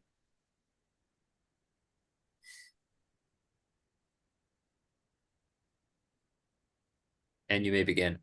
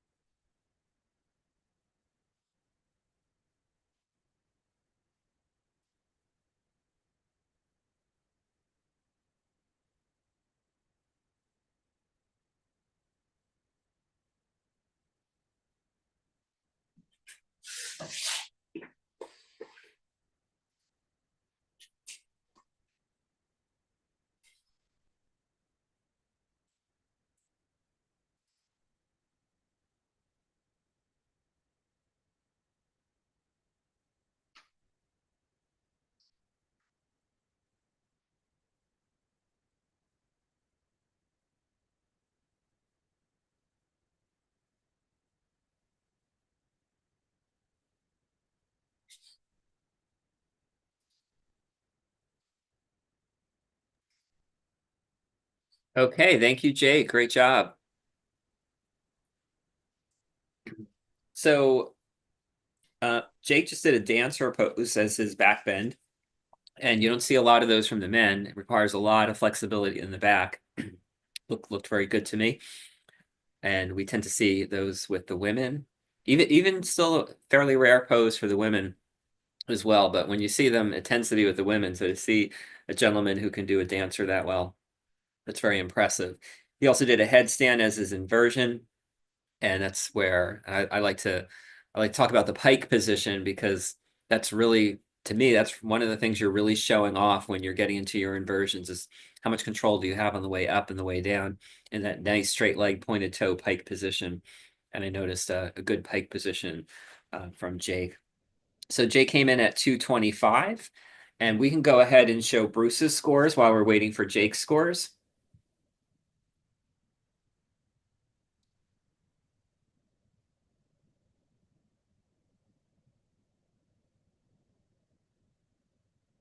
Okay, so we're going to try to show Bruce's scores now, corrected scores, and then we're also ready for Jake as well. So you can do it in whichever order, but it looks like we're going to go to Bruce first and then Jake after that. And then that will round out our men for today.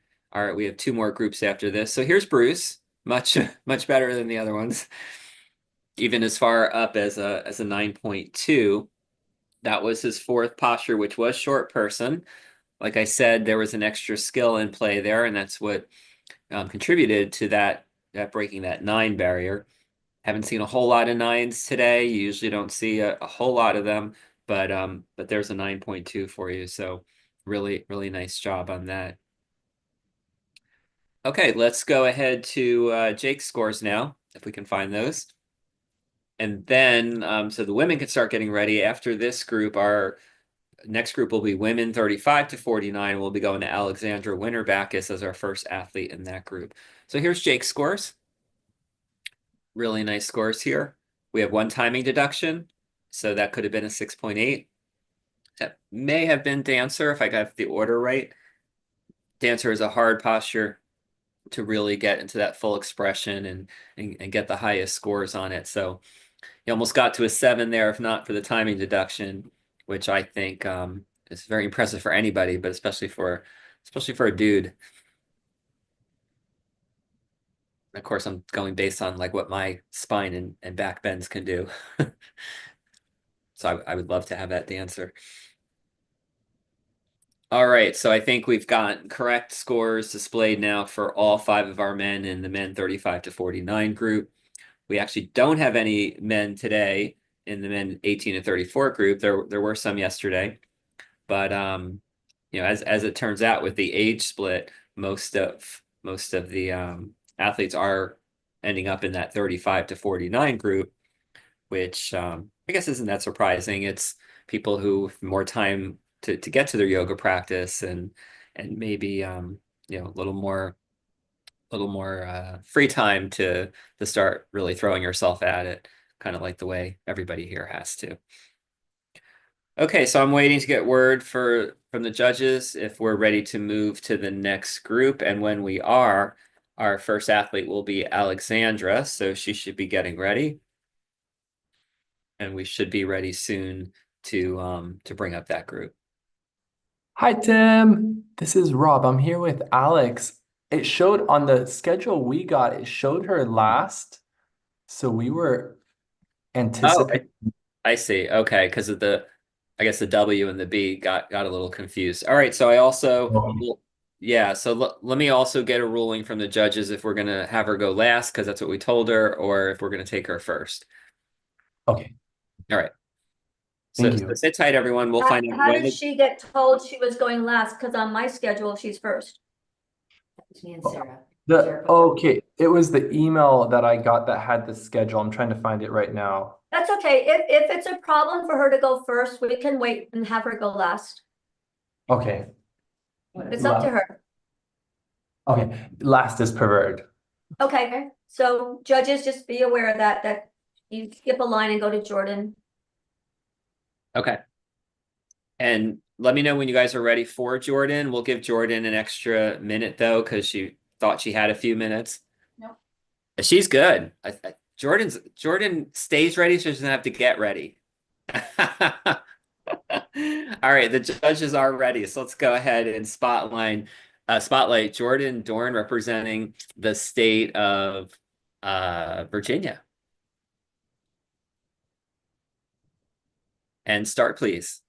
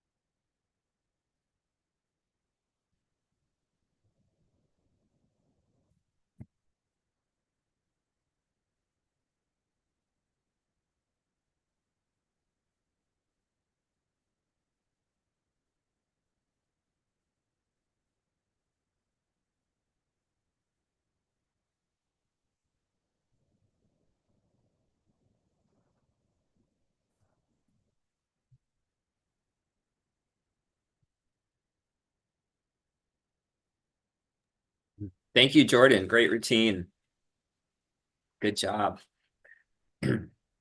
And our next athlete, just so you can start getting ready, is Abigail Hauk. And we'll be getting Jordan's scores and time momentarily. Jordan did as her lift a twisted staff, which I always love watching those. Another posture you don't see all that much. And I just find those to be so great to look at. They're so interesting. And I love Jordan's twisted staff. Thought her archer was also really sharp, as we saw earlier from Lee. Really good pullback on that foot. Nice extension there, showing off some great flexibility. Good pike positions into the headstand as well. If we could get Karan's attention to get her to turn on her video and get ready. Okay, Karan, please get your video ready to go. You are not next, but you're next, so you're on double deck. All right, we're ready to display Jordan's scores. Let's go ahead and put those up.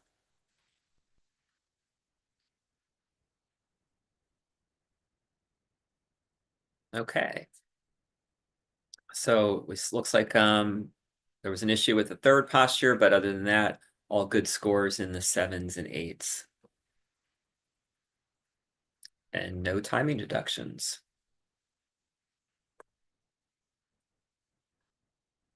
So I don't have a note what that third posture was. Otherwise, I would try to figure that out. But could be that there's a few reasons that could happen. Not holding it for at least 3 seconds is one possible reason. The other thing that could happen is if you don't reach the minimum expression for the posture as described in the posture guidelines, then that can result in you not getting credit for a posture.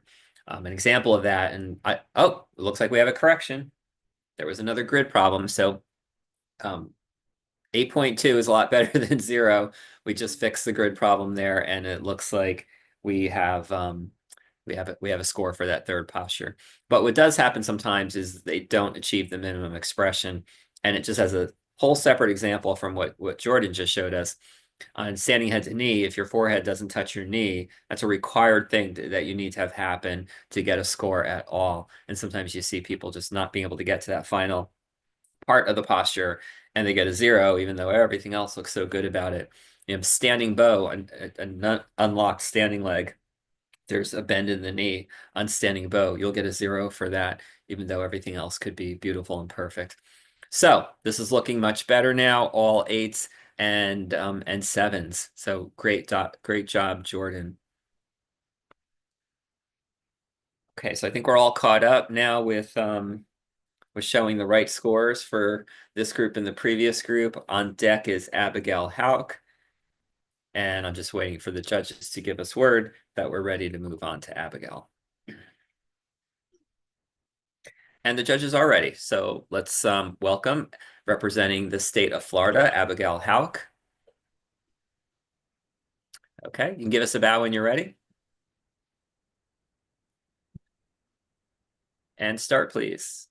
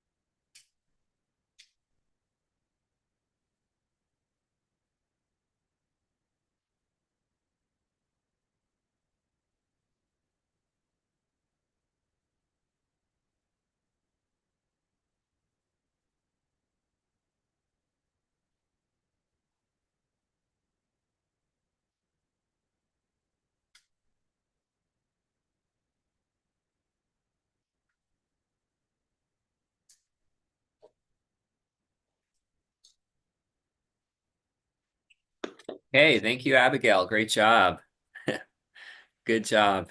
Nice to see you so happy as well. Sometimes we all look so happy at the end because it's over. But I think a lot of the happiness is just coming from being able to do something that you love so much. So Abigail came in at 2 minutes and 42 seconds. On deck, we have Kieran Kokonda from the state of Texas. So we'll be getting to you soon. After Kieran, we have Allison Stiegler.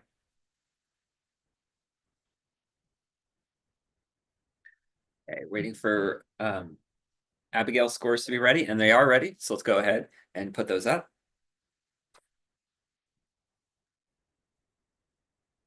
Okay.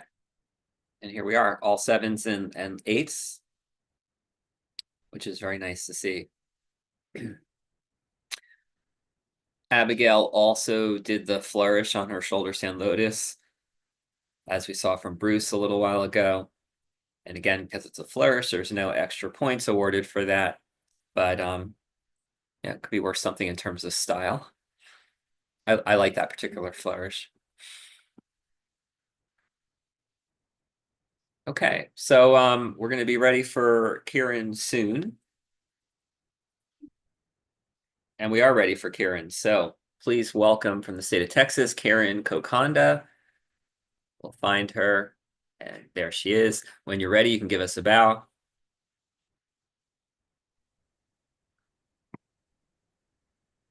Start, please.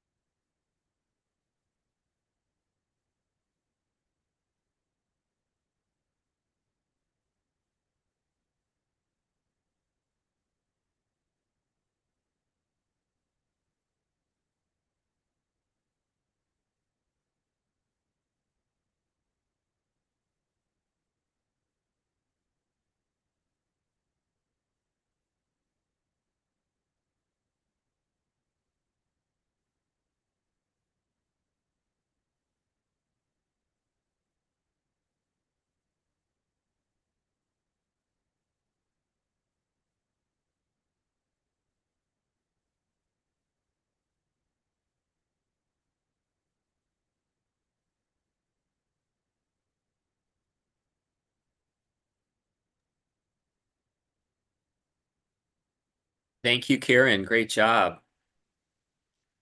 Very nice, controlled, smooth performance all the way through. Really nice to see that. Also, big smile at the end, which is great.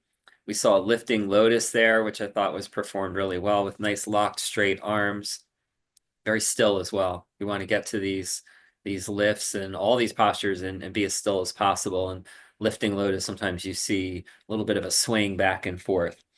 So Karen came in at 2 minutes and 35 seconds, and we are ready to put her scores up.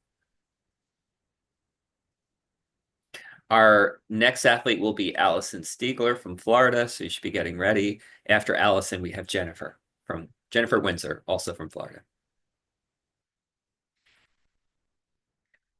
So I talked about minimum expression earlier, where every posture has some sort of minimum expression, something you have to do to demonstrate that you're actually doing the posture as described in the posture guidelines, and that to even get a mark for the posture to count.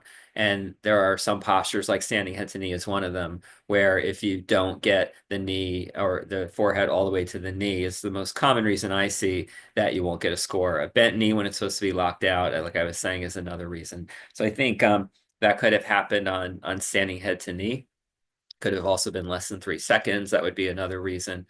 But minimum expression, you have to make sure you're actually executing the posture. So other than that, having a problem on the standing head to knee, possibly with minimum expression, we see that the other scores are quite solid. So good job, Kieran.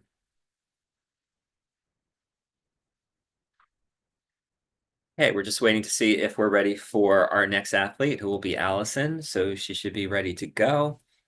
Well, we've got a moment.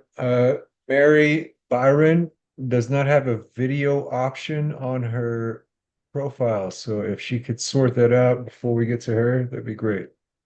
Okay. So maybe Mary Byrne in Virginia, you need to allow us to turn your video on. Okay.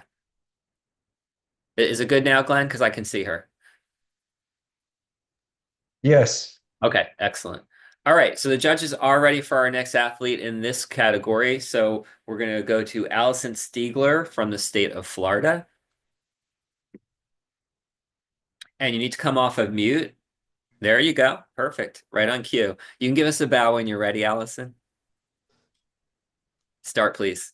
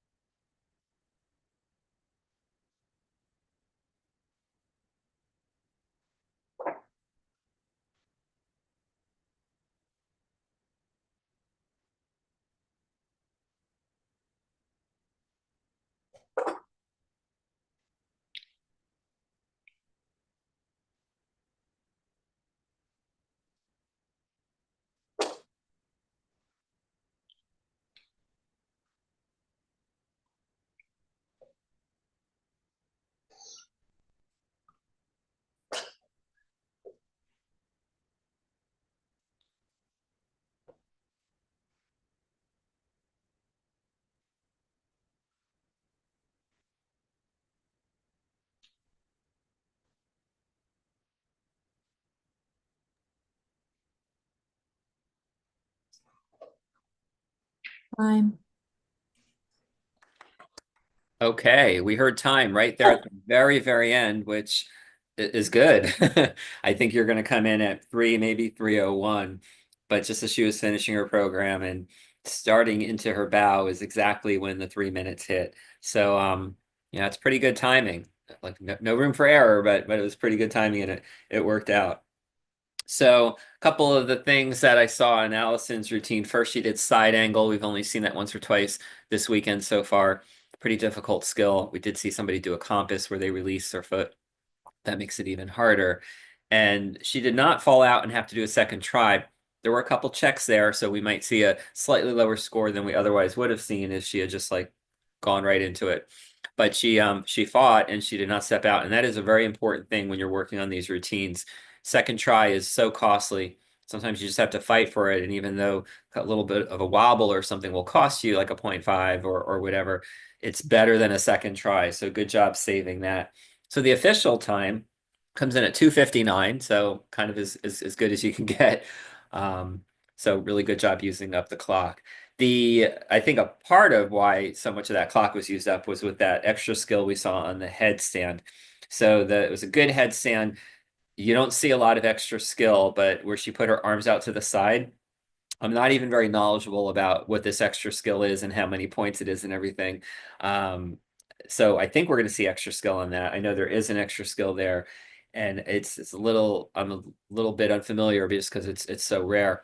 But to me, just forgetting whether she gets extra skill for it or not, I find that to be so hard to even imagine, like shooting my arms like out like that, and then even like when she brought them back to the V position at the end, that seems, a crazy amount of control and balance to be able to do that on both the out and the in. Okay, so we are ready to put up Allison's scores. Maybe we'll be able to tell if her headstand got some bonus points. Okay, and here are those scores. So just that time deduction on the last posture. I don't think that was related though to getting to the 3 minute mark, but she might have felt like she was getting close and rushed that a little bit.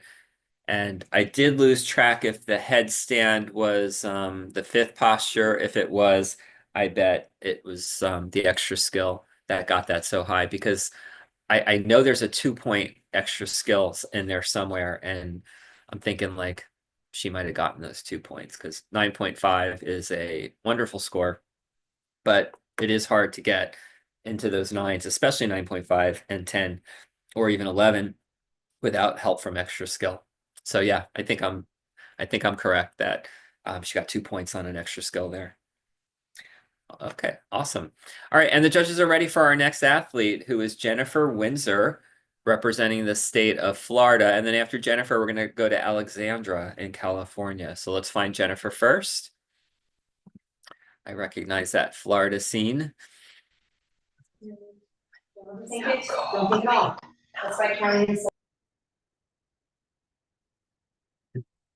Okay, we're just waiting to find Jennifer.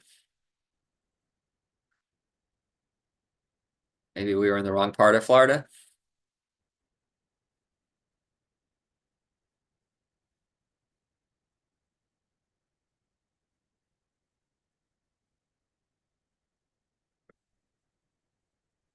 Okay, so Jennifer's team, we think you're there with I guess you'd be with Suzanne. Right now your video's off. We're waiting for you to be ready.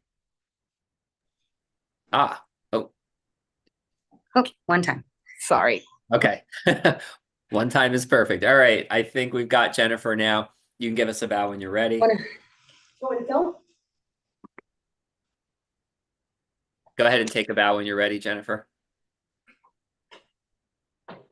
And start, please.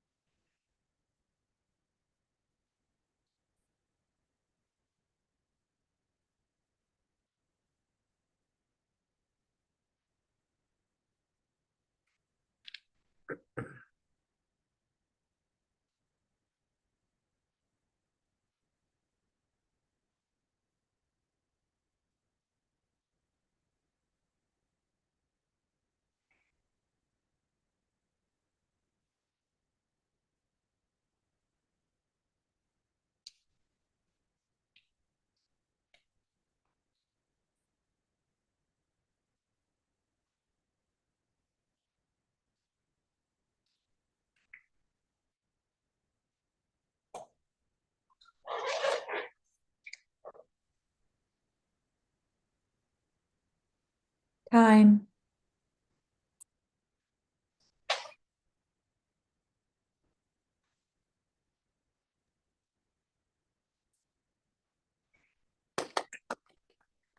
Thank you, Allison. That was Jenny. Oh, I'm sorry, Jenny. Yeah, I was just looking in the corner there. All right, thank you, Jenny. So we did hear a time called at the end, so we know that she didn't get to that 6th posture. So just a matter of you know, taking more time than expected, maybe on the previous 5 postures. So we won't see a score for that 6th posture. While we wait for those scores, it will be Alexandra Winterbakis from California up next. So you should be getting ready. And then that will round out this group. And then we have one more group after this. On deck after Alexandra would be Mary Byrne. And Jenny came in at 3 minutes and 11 seconds.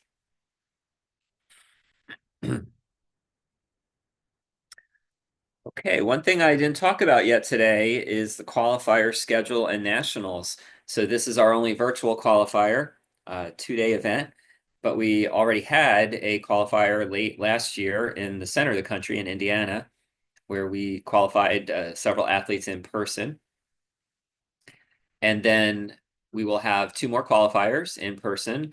Our final 2 qualifiers, this was the only virtual. So March in Berkeley, California, with Lynn Whitlow as the host. And then on May 3rd in Portsmouth, New Hampshire. So it's not far from Boston, but it's in the very southern part of New Hampshire there. That's kind of squeezed in between Massachusetts and Maine. And myself and Sarah Gennari will be hosting that. That's where Sarah lives in Portsmouth. And I am now a semi-resident of Maine, about 25 minutes from there. So the 2 of us are, well, she's a real local. I'm a wannabe local working on it. And I will be up there definitely that weekend for this event.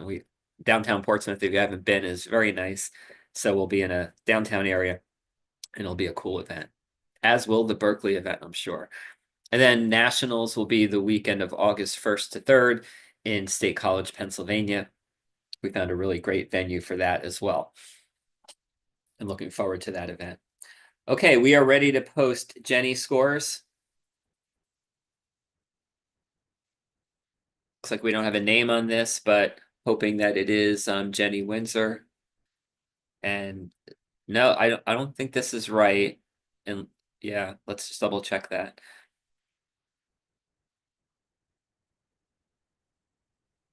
Oh, okay. All right. I could be wrong about that final posture, that she might have gotten it in.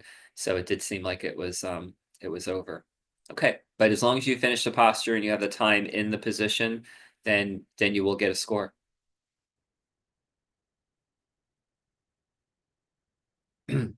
Okay. The judges are ready to move to our next category, which is our final category for the day. We have 3 women in this category, women 18 to 34. One of those new categories, a split off from the larger group. And we are going to start off with Mary Byrne, representing the state of Virginia. I'm sorry, Oh, yeah. Alexandra Winter-Backus. Oh yeah. Alex switched from first to Oh, last. I'm sorry. You're right. You're right. We moved Alexandra down. I jumped ahead. Okay, we are staying in women 35 to 49. Mary, sorry, take a 3-minute break. And we are going next to Alexandra Winter-Backus. There she is.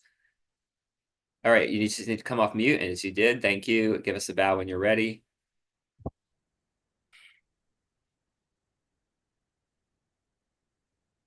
And start, please.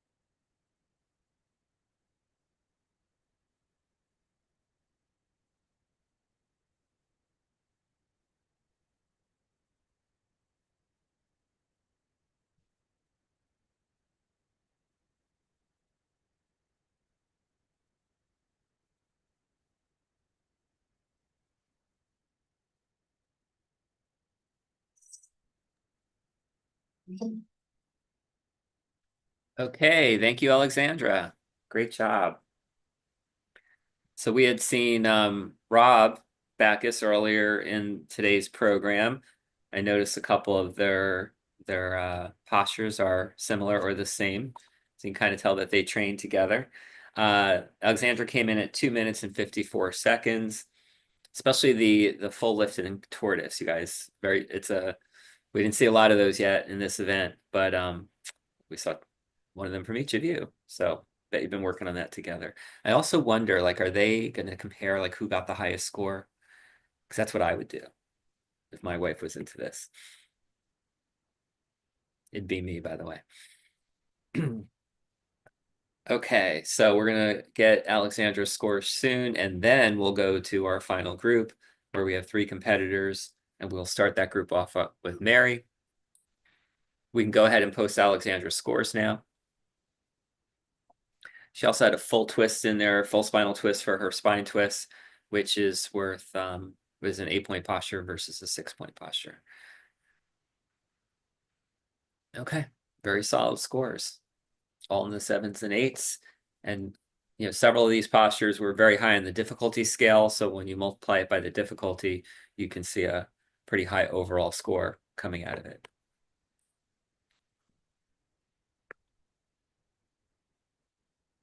Okay, we're just going to wait until we get word that the judges are ready for our final group. After Mary, we will have Lacey, and then Brianna will be our final athlete of the day, of the event, of the weekend. It's been a long weekend.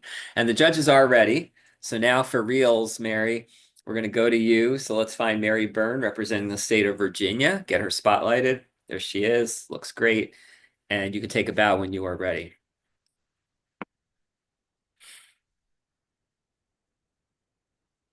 And start, please.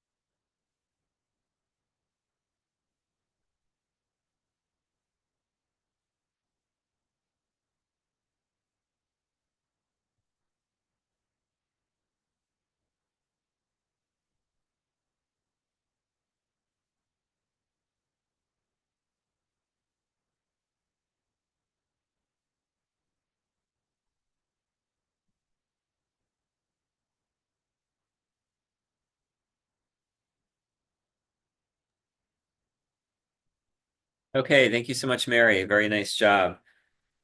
Very composed routine. Well done. A lot of attention to detail there. Good job. We saw a finger stand. I had mentioned a couple of the postures are usually postures we see from the women. but we saw a dancer from one of the guys today. Mary did finger stand, tends to be more of a guy posture, but we saw what it looks like when a woman does it well. So very, very good job with that.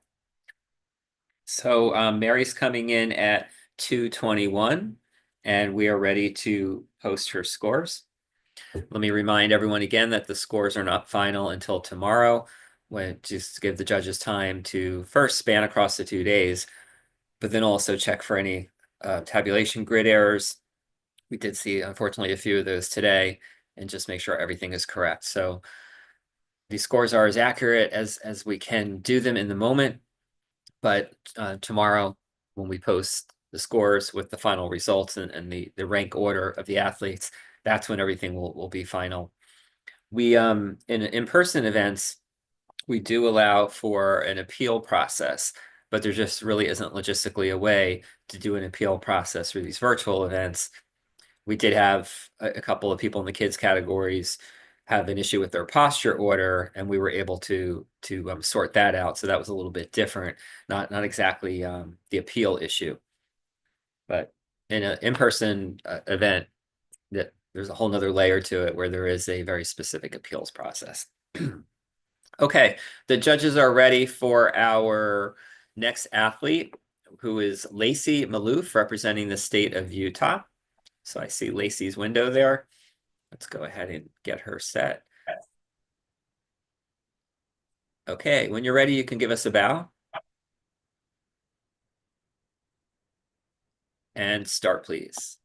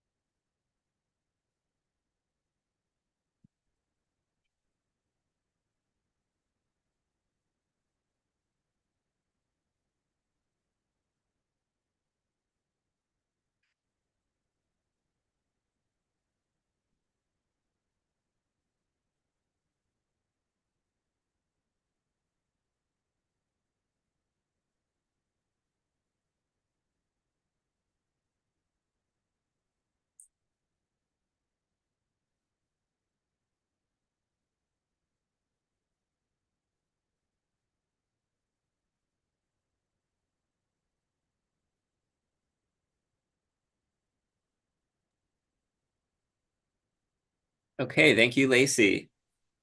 Beautiful routine, very difficult routine as well.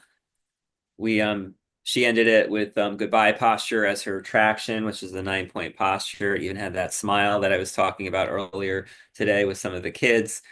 Tends to be a bit of a tradition to look straight at the judges and give a big smile on that specific posture. So that was nice. She came in at 224, which is moving pretty fast for some of the postures she did, which do require a decent amount of setup, especially goodbye. But she got to that very efficiently and quickly, I guess, so still coming at 224. One of her earlier postures, maybe even the first one, was the full lifting tortoise. And I think she involved an extra skill there by not using her hands to put her feet behind her head. And that is a good way to maximize your difficulty on the compression posture.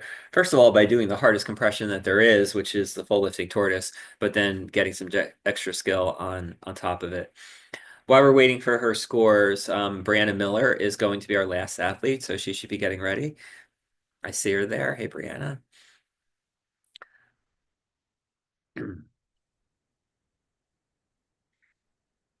So getting to the end of a busy yoga-packed weekend, and we are ready for Lacey's scores to go up.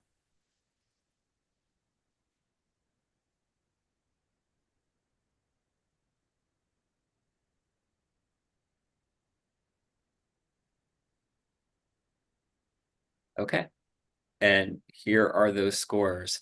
So there could have been a deduction. I think the extra skill on that first posture that I was talking about, unless I'm mistaken, probably was extra skill involved, but there could be a deduction for something else about the posture to be in the 6s. But everything else we see for Lacey was in the 7s or even the low 8s on a couple of the postures.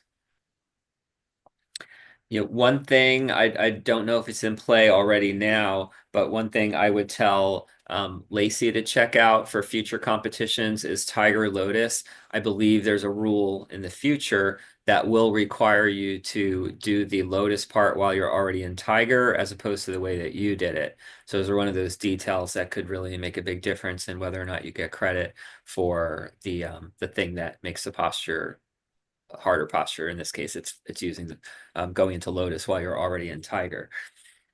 Okay, so your scores make me think that wasn't in play here, but that's definitely something for you to know, for you to check out, or anyone doing Tiger Lotus. The expectation is you push into Tiger, then you go to Lotus. All right, we are ready for our final athlete, and the person who's going to bring us home is Brianna Miller, representing the state of Texas, another veteran out there. So let's go ahead and find Brianna. There she is. Look great. Give us a bow when you're ready. You may begin.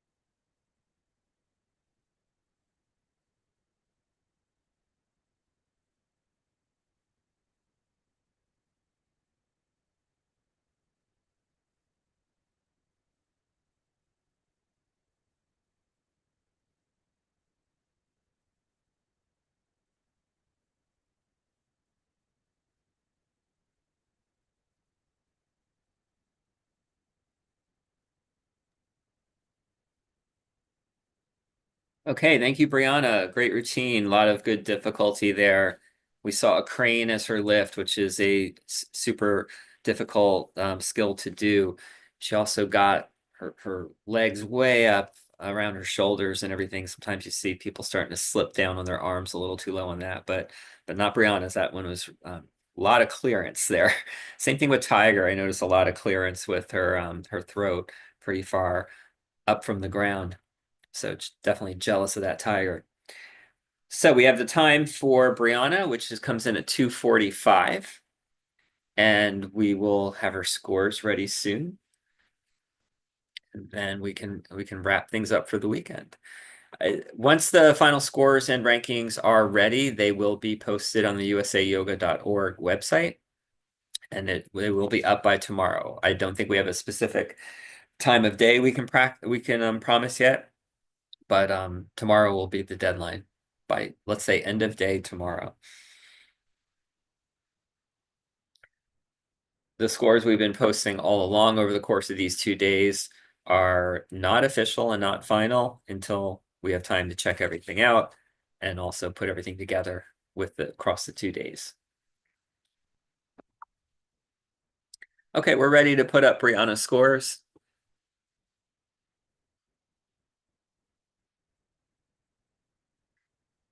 And these are all great scores in the 7s and 8s. As I've mentioned with a few of the other athletes, when you combine this with the fact that they were difficult postures, we had 8-point postures for a lot of these, that ends up becoming a very, very high scored routine. We should see her doing pretty well in the overall standings at the end. Okay. Well, unless I forgot somebody, that brings us to the end. That was our final athlete. Approximately 90 athletes over the course of the last 2 days. So that was a lot of people to get through. We thank all the athletes for their hard work and their commitment to yoga sport, the people who support them, the coaches. We also really appreciate the judges and everything that they do to make this sport what it is, and their attention to detail, their work that they do even outside of the competitions. Here's all our judges. So thanks everyone for all that hard work. Thanks to Glenn Brown and Tiffany Parker for being the brains behind the scenes, if not in front of the scenes too, when they're doing those mat checks and making sure we're all ready to go when you all get to me. We had a much of other volunteers as well helping throughout the weekend. So Jennifer Vanderhart and Clara McGrail and Judy Liu, a lot of people out there helping this weekend just to make sure the event goes off. So with that, I think I'll close it down. Look for us for those next 2 events in California and New Hampshire in March and May, respectively. All this information is on the USA Yoga website. We have our nationals in, says Happy Valley State College. I think it's the same place, Pennsylvania, weekend of August 1st to 3rd. That will be our national championship for 2025. And then, like I said, the scores will be posted on the website by tomorrow. So thank you, everyone. Enjoy the rest of the weekend.